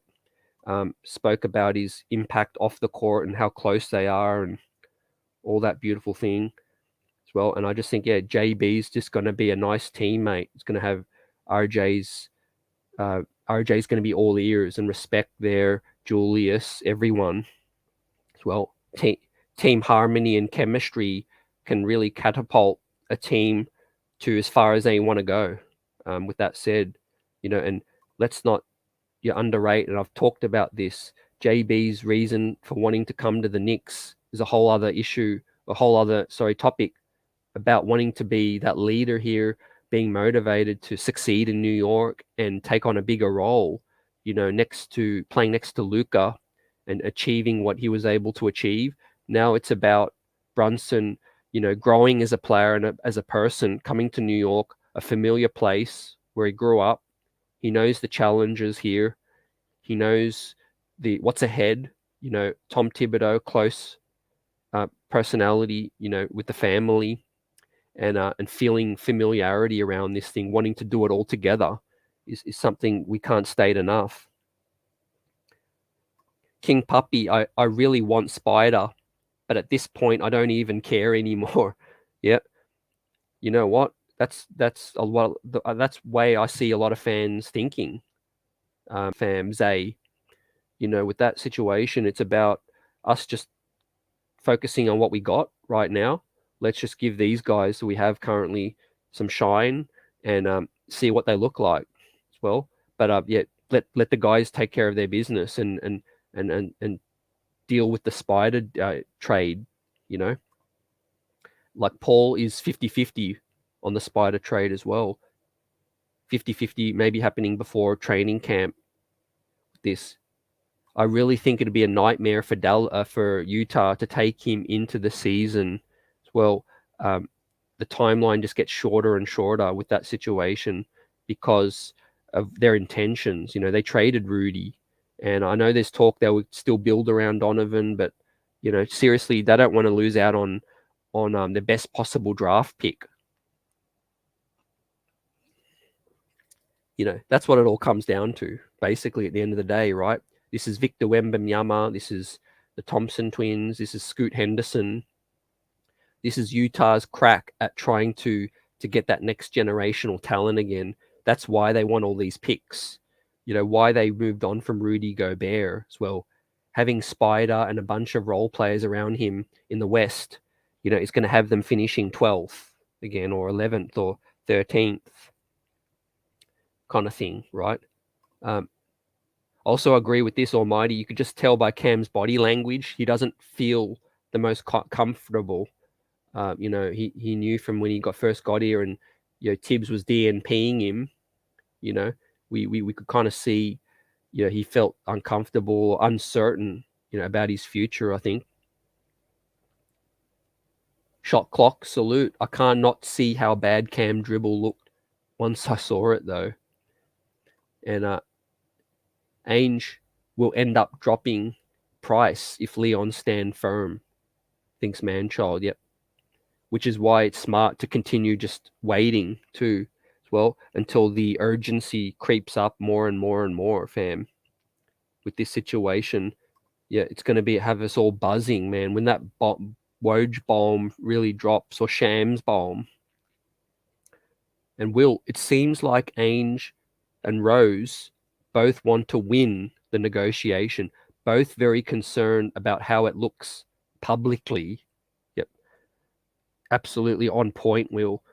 Two veterans of the game, right, in this industry. Well, and I've been saying too, Ainge is used to coming from a position of power to Will, where, he's got that reputation of fleecing everybody, and he got the Gobert deal, to the chagrin of most of the league and execs and all those things. I think Ainge wants to continue that reputation, and then Rose also wants that big home run as well, to make it look like he brought in Spider for the right deal. Yep. Now Fournier can stop taking fouls because he don't like to run on D. Allah, couldn't have said it better myself. With that, and the rest of the league, fam. And you know what this means? This means we're going to get up and down a lot more. Obi Toppin, leak out dunks, a Jalen Brunson getting up and down. Right, no one doing these take fouls no more. Just take it straight to the bucket. If you've got the numbers, right, they're not going to be able to stop you and foul you. Otherwise, it's one shot inside ball. And Paul, Brunson, Barrett, Randall, Fournier, where is the D? It's a good thing Mitch got his money. Yep, absolutely. It's a good thing we got solid center rotation now with Isaiah able to protect the rim some as well. And hopefully Sims gets his opportunities and continues to come along. But that's why, Paul, I say keep Quentin Grimes in this deal, right? You can afford to lose quickly. As much as I would hate to lose quickly, if you can keep Grimes out of a Spider deal, that balances your roster out, right? You need roster balance. If you've got Brunson and Spider, right, two guys that fill it up, well, why would you need IQ again? Another third guard to fill it up, and RJ who fills it up, right? You need roster balance, right? It'd be critical to have Quentin Grimes still here if we got Spider. And Manchild, we gave up a first for Cam. I hope we get value back if we trade him. Yep. Either way, we will get. Yeah, I think he'll be used in the right way, Manchild. I think they're eyeing that big Spider deal. I think for Cam to be in that deal with LA. So that's just going to make sense for everybody and lessen the blow for the Knicks as well, because the Lakers can help us appease the Jazz some, and they get Cam as well. So that's where I think it's going to help us all out, fam, with this thing. But yeah, it's very, very, very intriguing with this thing. It really, really is. Yep, absolutely. So yeah, we've chopped up the power rankings, chopped up some early expectations. We know the situation, the latest with the Spider deal. It's a 3-team deal that's most likely being discussed, the closest to this thing getting done as well. And let's not forget about the fact that a lot of these pieces can't be traded yet. If Pat Bev's, Malik Beasley's and whatnot are going to be in this deal, then there's I'm not sure of the exact timeline, but there is a timeline where some of these players can't be traded yet. Well, so that could be holding things up, ladies and gents, as well. And we've got the situation with Randall coming in motivated with this thing. Julius looking super slim, in shape. I think he's going to be as motivated as he was, if not more, than 2 seasons ago when Tom Thibodeau first came up in here. And Manchild says Sims will be the 3rd string center with Hartenstein on board. Yep, I completely agree, Manchild. With Sims, it's bide your time, wait for your opportunities. there'll be injuries, there'll be back-to-backs, all of those things as well. But I really love Sims. His game defensively, offensively. His biggest strength is he can, come out on an island and defend the perimeter as well as a big man. That's invaluable, and Tom Thibodeau loves that. So yeah, we're sitting from a position of power with the center rotation, and as my seventh talking point, with the centers of attention, right? Our depth is key to continuing our above average defense. Yep. With this thing, and a man shot, I will be rooting for the Wiz to win more games so we can get our pick from them. Yeah, I'm glad you brought that up. That's why you guys are the best chat in the biz as well, spitting facts as well. That's something to watch all season long. And of course, the Wiz, got a lot of depth. The rankings aren't kind to them right now. We got them, NBA.com 11, ESPN 12. But we all know they could be much better than that. Well, fam. Yep. Yeah, and I do blame Mini as well for giving Ainge that package too. I don't really know who they were bidding against. If you think about it, like who else was willing to give anything close to that for Rudy Gobert? I don't know. Maybe they just went in blindly and did that. Yeah, JJ agrees with Paul with no plus defenders in that starting lineup besides Mitch, and that is the big issue. Yeah. And that's what I mentioned earlier too, fams. If Fournier is out of here as part of the Spider deal, that should open the door for Grimes, if he's not in that deal himself, to slot right in, I think, to be the starting two guard as well. That fits nicely, the roster a lot more nicely with Brunson, Grimes, RJ, whoever at the 4, and Mitch as well. Yep. And May 4th, go look up the PG trade to the Thunder if you think the Wolves got robbed. that was the quintessential robbing too. I mean, the Clippers did get PG, but yeah, they gave up a king's ransom up in that thing. And Almighty says, that's what I'm saying. The Mitchell trade will happen at the end of August. Yep. Agree with that. Yet quiet. The Cam deal was made because Cam had more value in a future trade for a star, whereas Knox had no value. Yep, you hit quiet. That's playing chess too. I think Cam still has that intrigue, right? There's still people that really rate him. I mean, I spoke to Coach Nick, B-Ball Breakdown.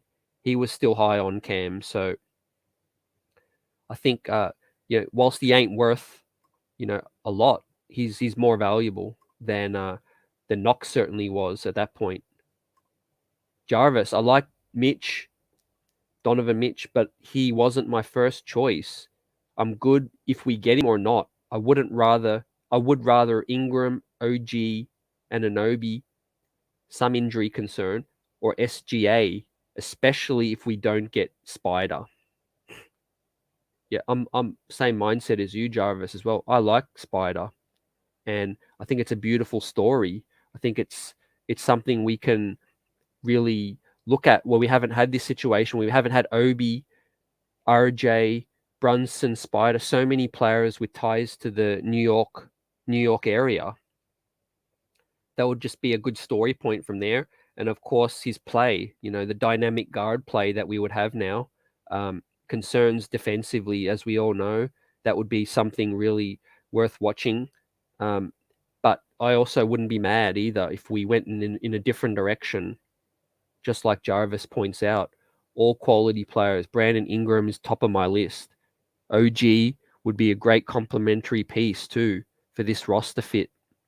And yeah, SGA I think he would fit nicely next to Brunson too.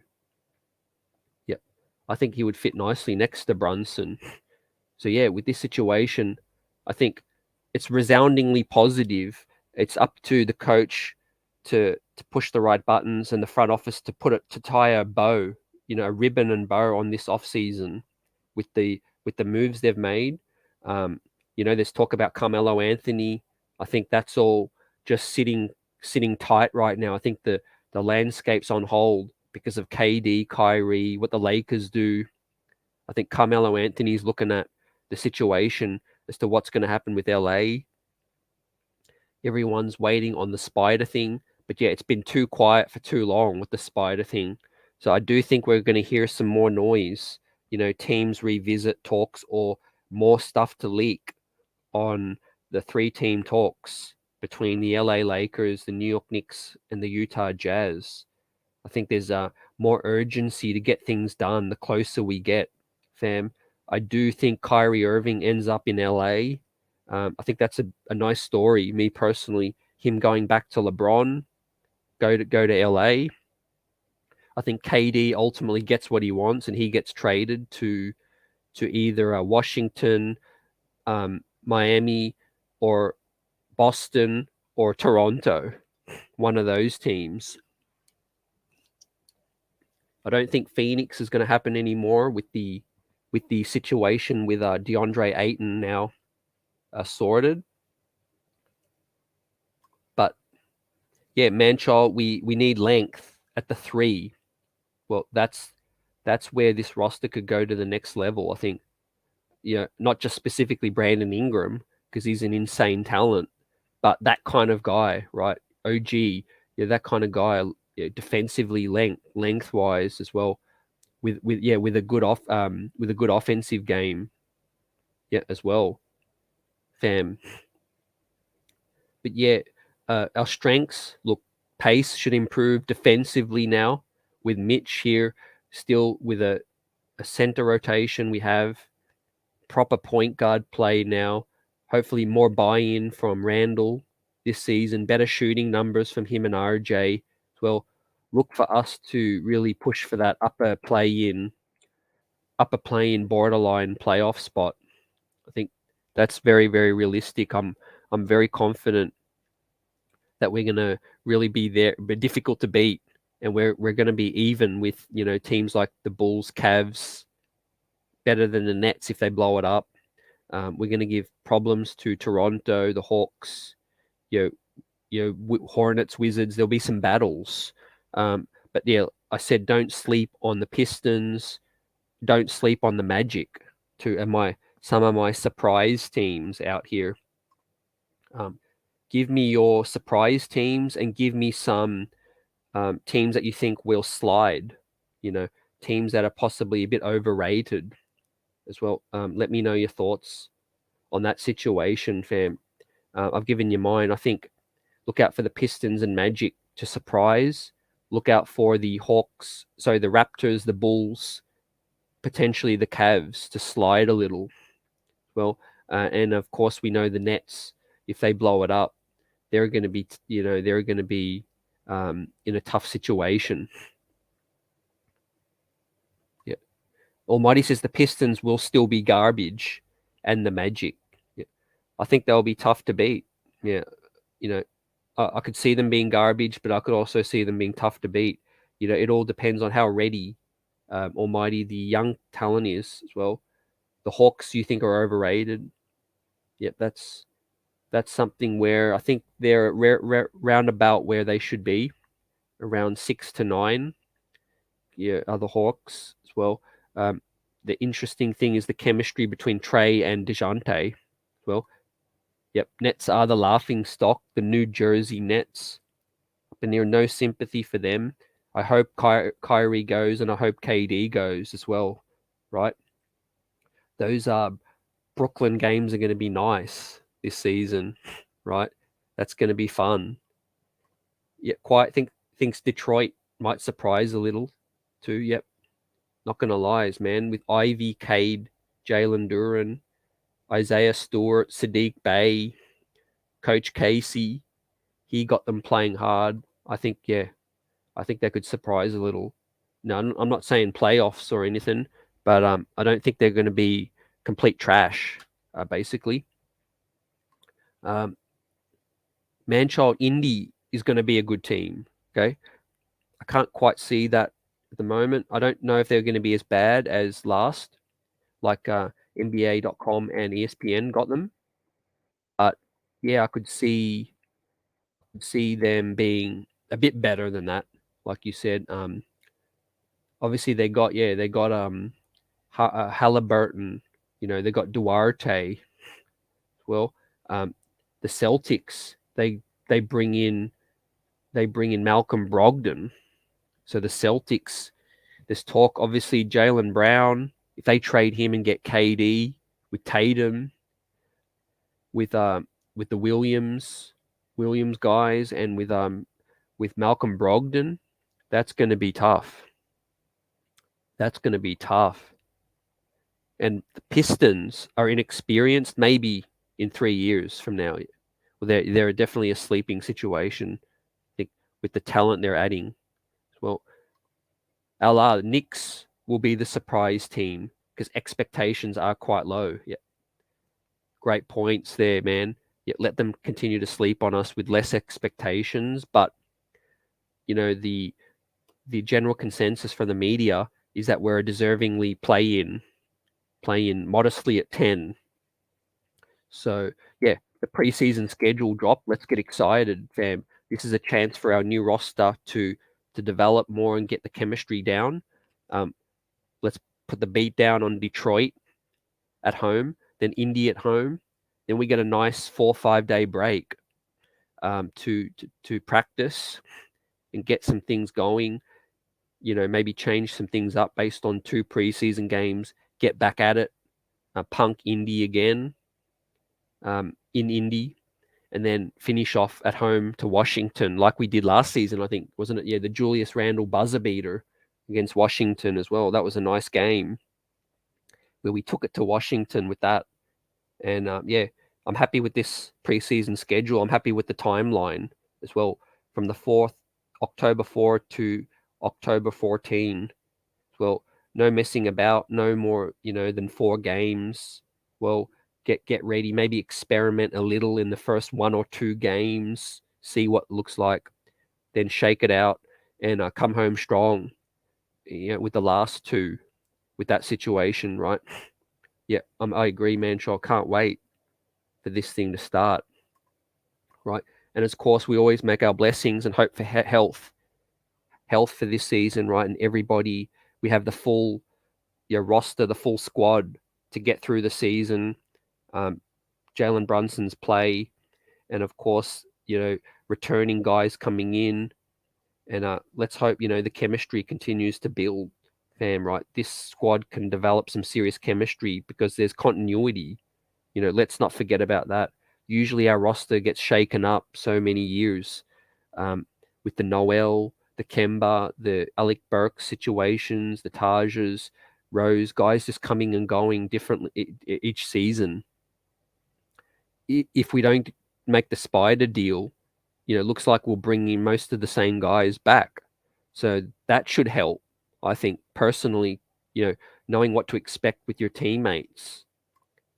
And Allah says that's why I stopped listening to ESPN a long time ago. I'm taking the over again.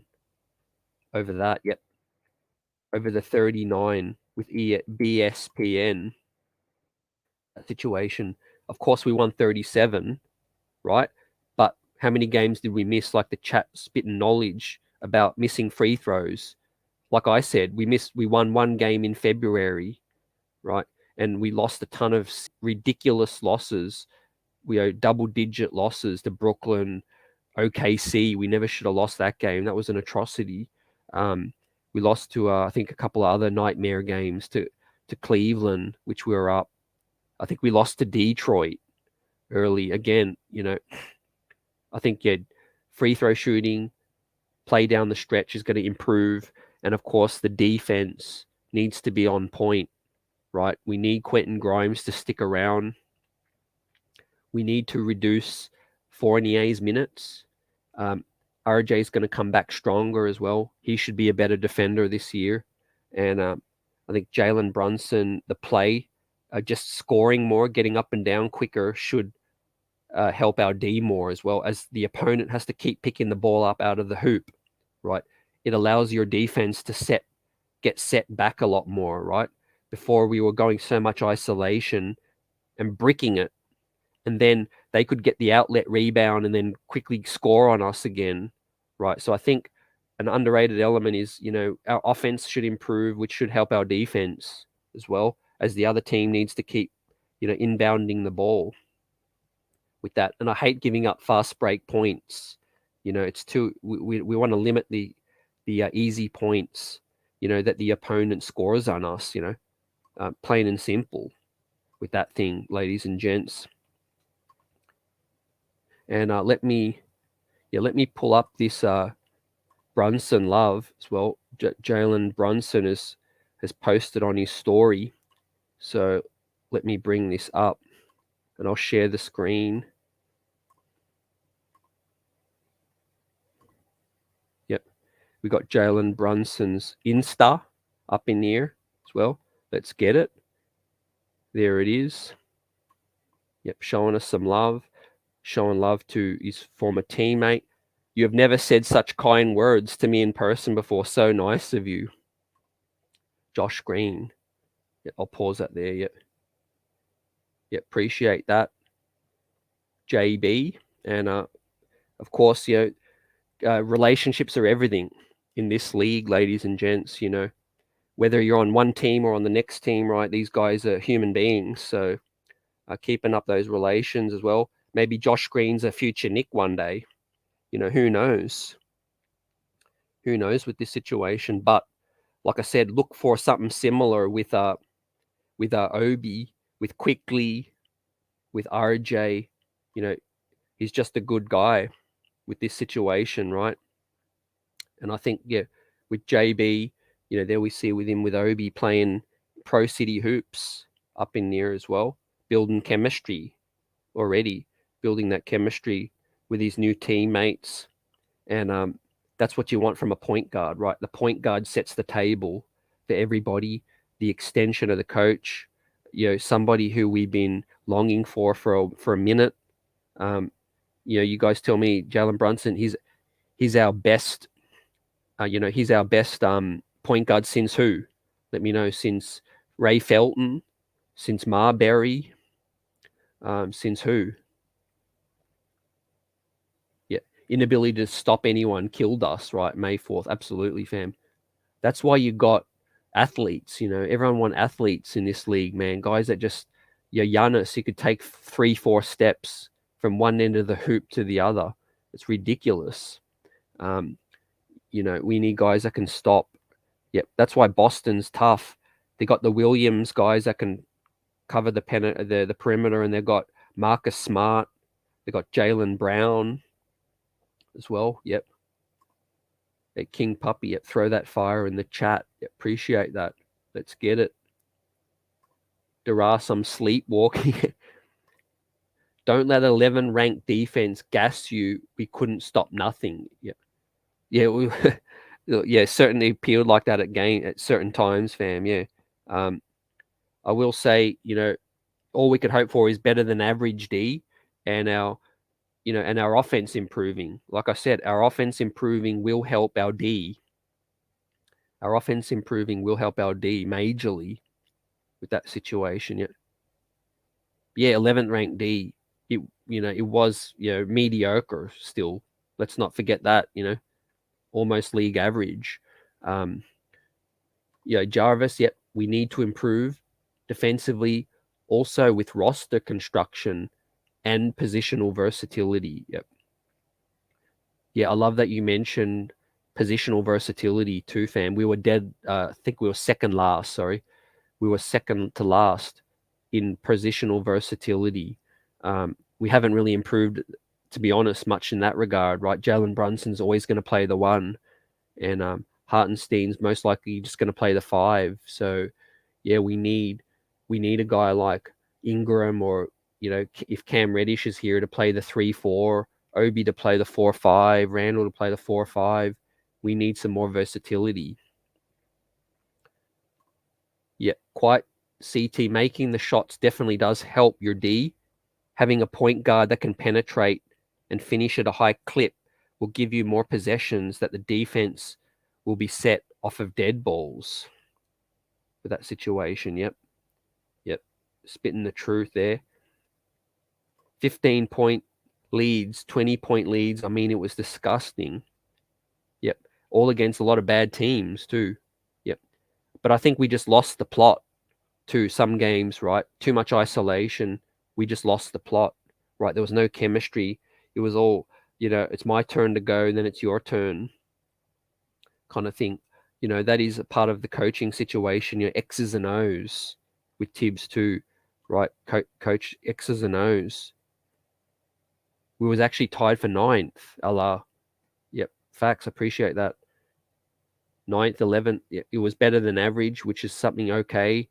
But we definitely need to deploy the right guys. Quentin Grimes over Fournier, I think all day as well. And I think RJ should be less fatigued with Brunson handling some load offensively. I think Star J Barrett should be fresher on the defensive end too. With that situation.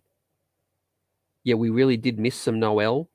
Definitely more than we realized. Shot clock, which is critical. They doubled down on the center rim protection. We know that's key for Tom Tibbs, and we know how much he loved Noel. And I think he had a big say in getting Isaiah up in here. Right, 48 minutes of a 7-footer rim protection is critical for a mediocre D, on the perimeter. We need that last line of D.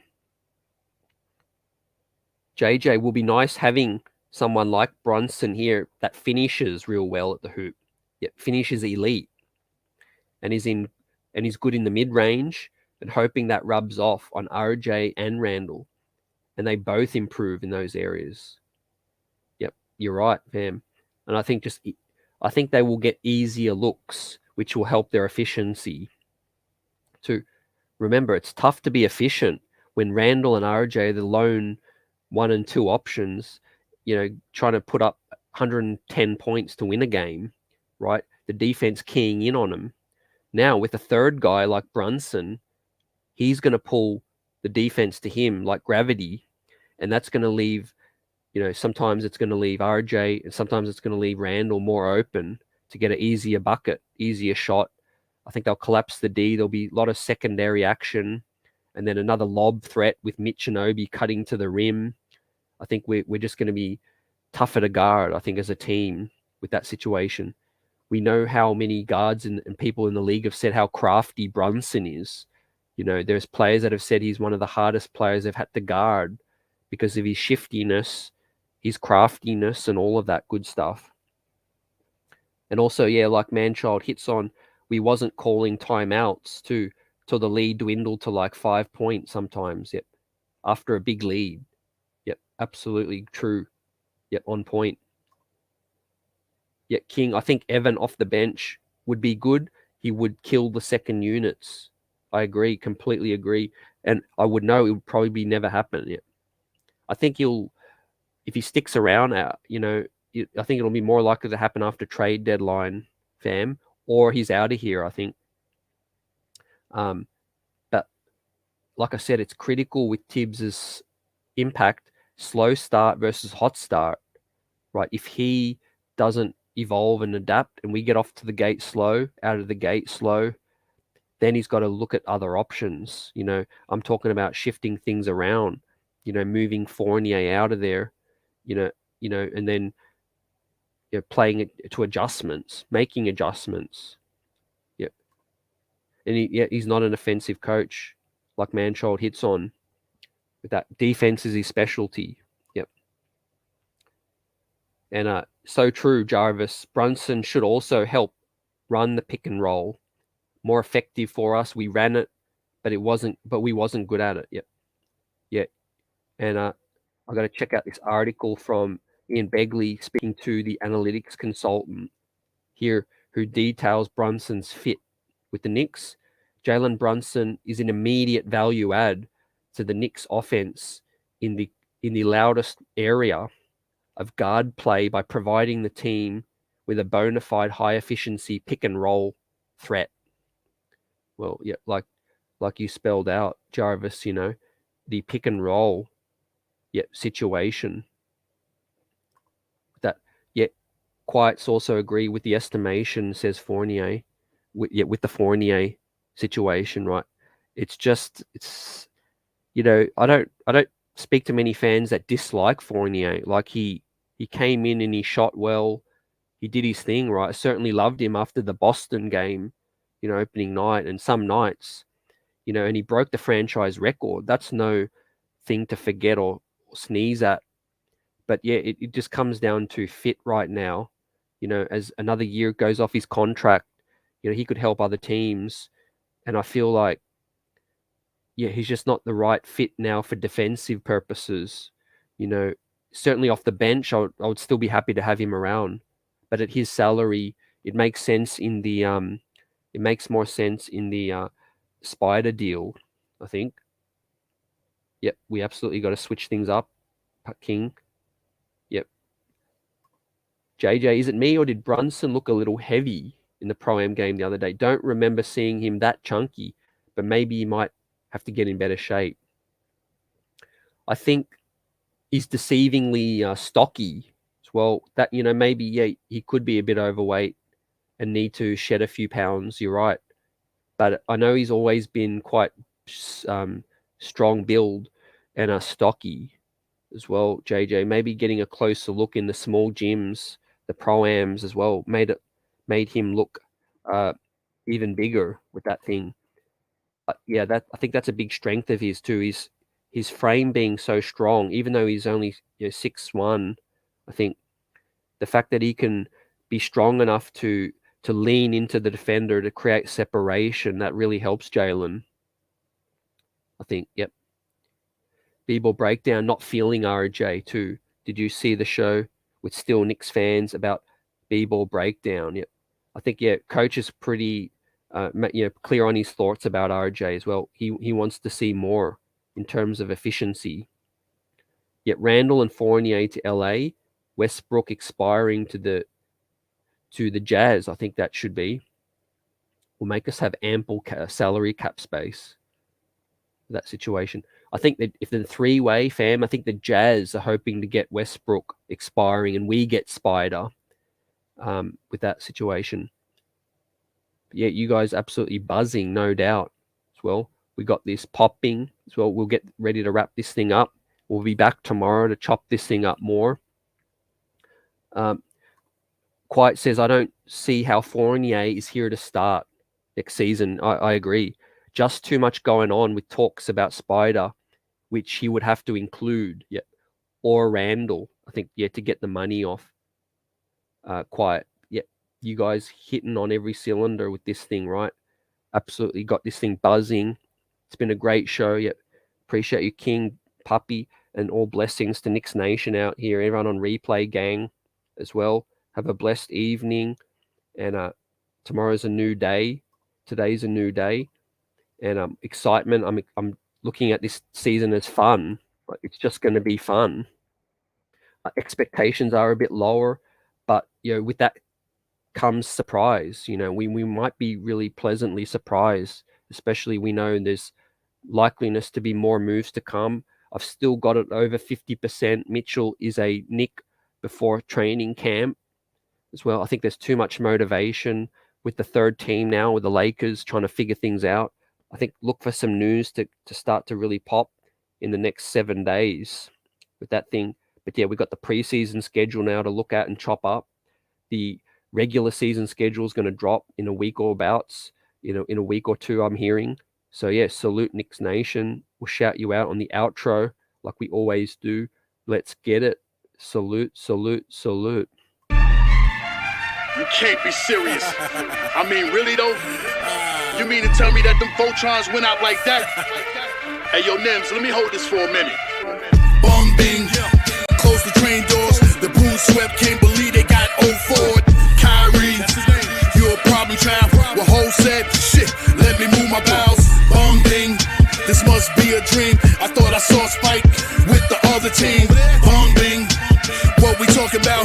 No matter who's on your team, you in the Knicks house. That playing game don't mean you won inside the playoffs. Don't even talk to the media, take that jersey off. The 4 games I'm tuned in, you had the city watching. Don't even watch Philly play, just watch James Harden. That switch pick, never mind, I let my man take him. And now Katie having nightmares of Jason Tatum. That famous line by Loaded Lux that you gon' get this work. Don't talk to me about Ben, he said his back hurt. Like Kyrie, like Steve Nash, you can take the blame. Come next year, I'm going back to playing half them games. The truth be told, we don't care about your Barclays.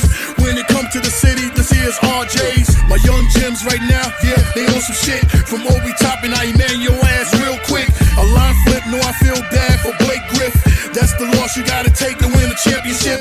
Now you back like the New Jersey Nets. What you thought your Final Four was cutting down the nets? Bum thing, close the train doors. The Bulls swept, can't believe they got Ford. Kyrie, you're a problem child. What Ho said, shit, let me move my bowels. Bum thing, this must be a dream. I thought I saw Spike with the other team. Bum thing, what we talking about? No matter who's on your team, you in the Knicks house. When it comes to the city.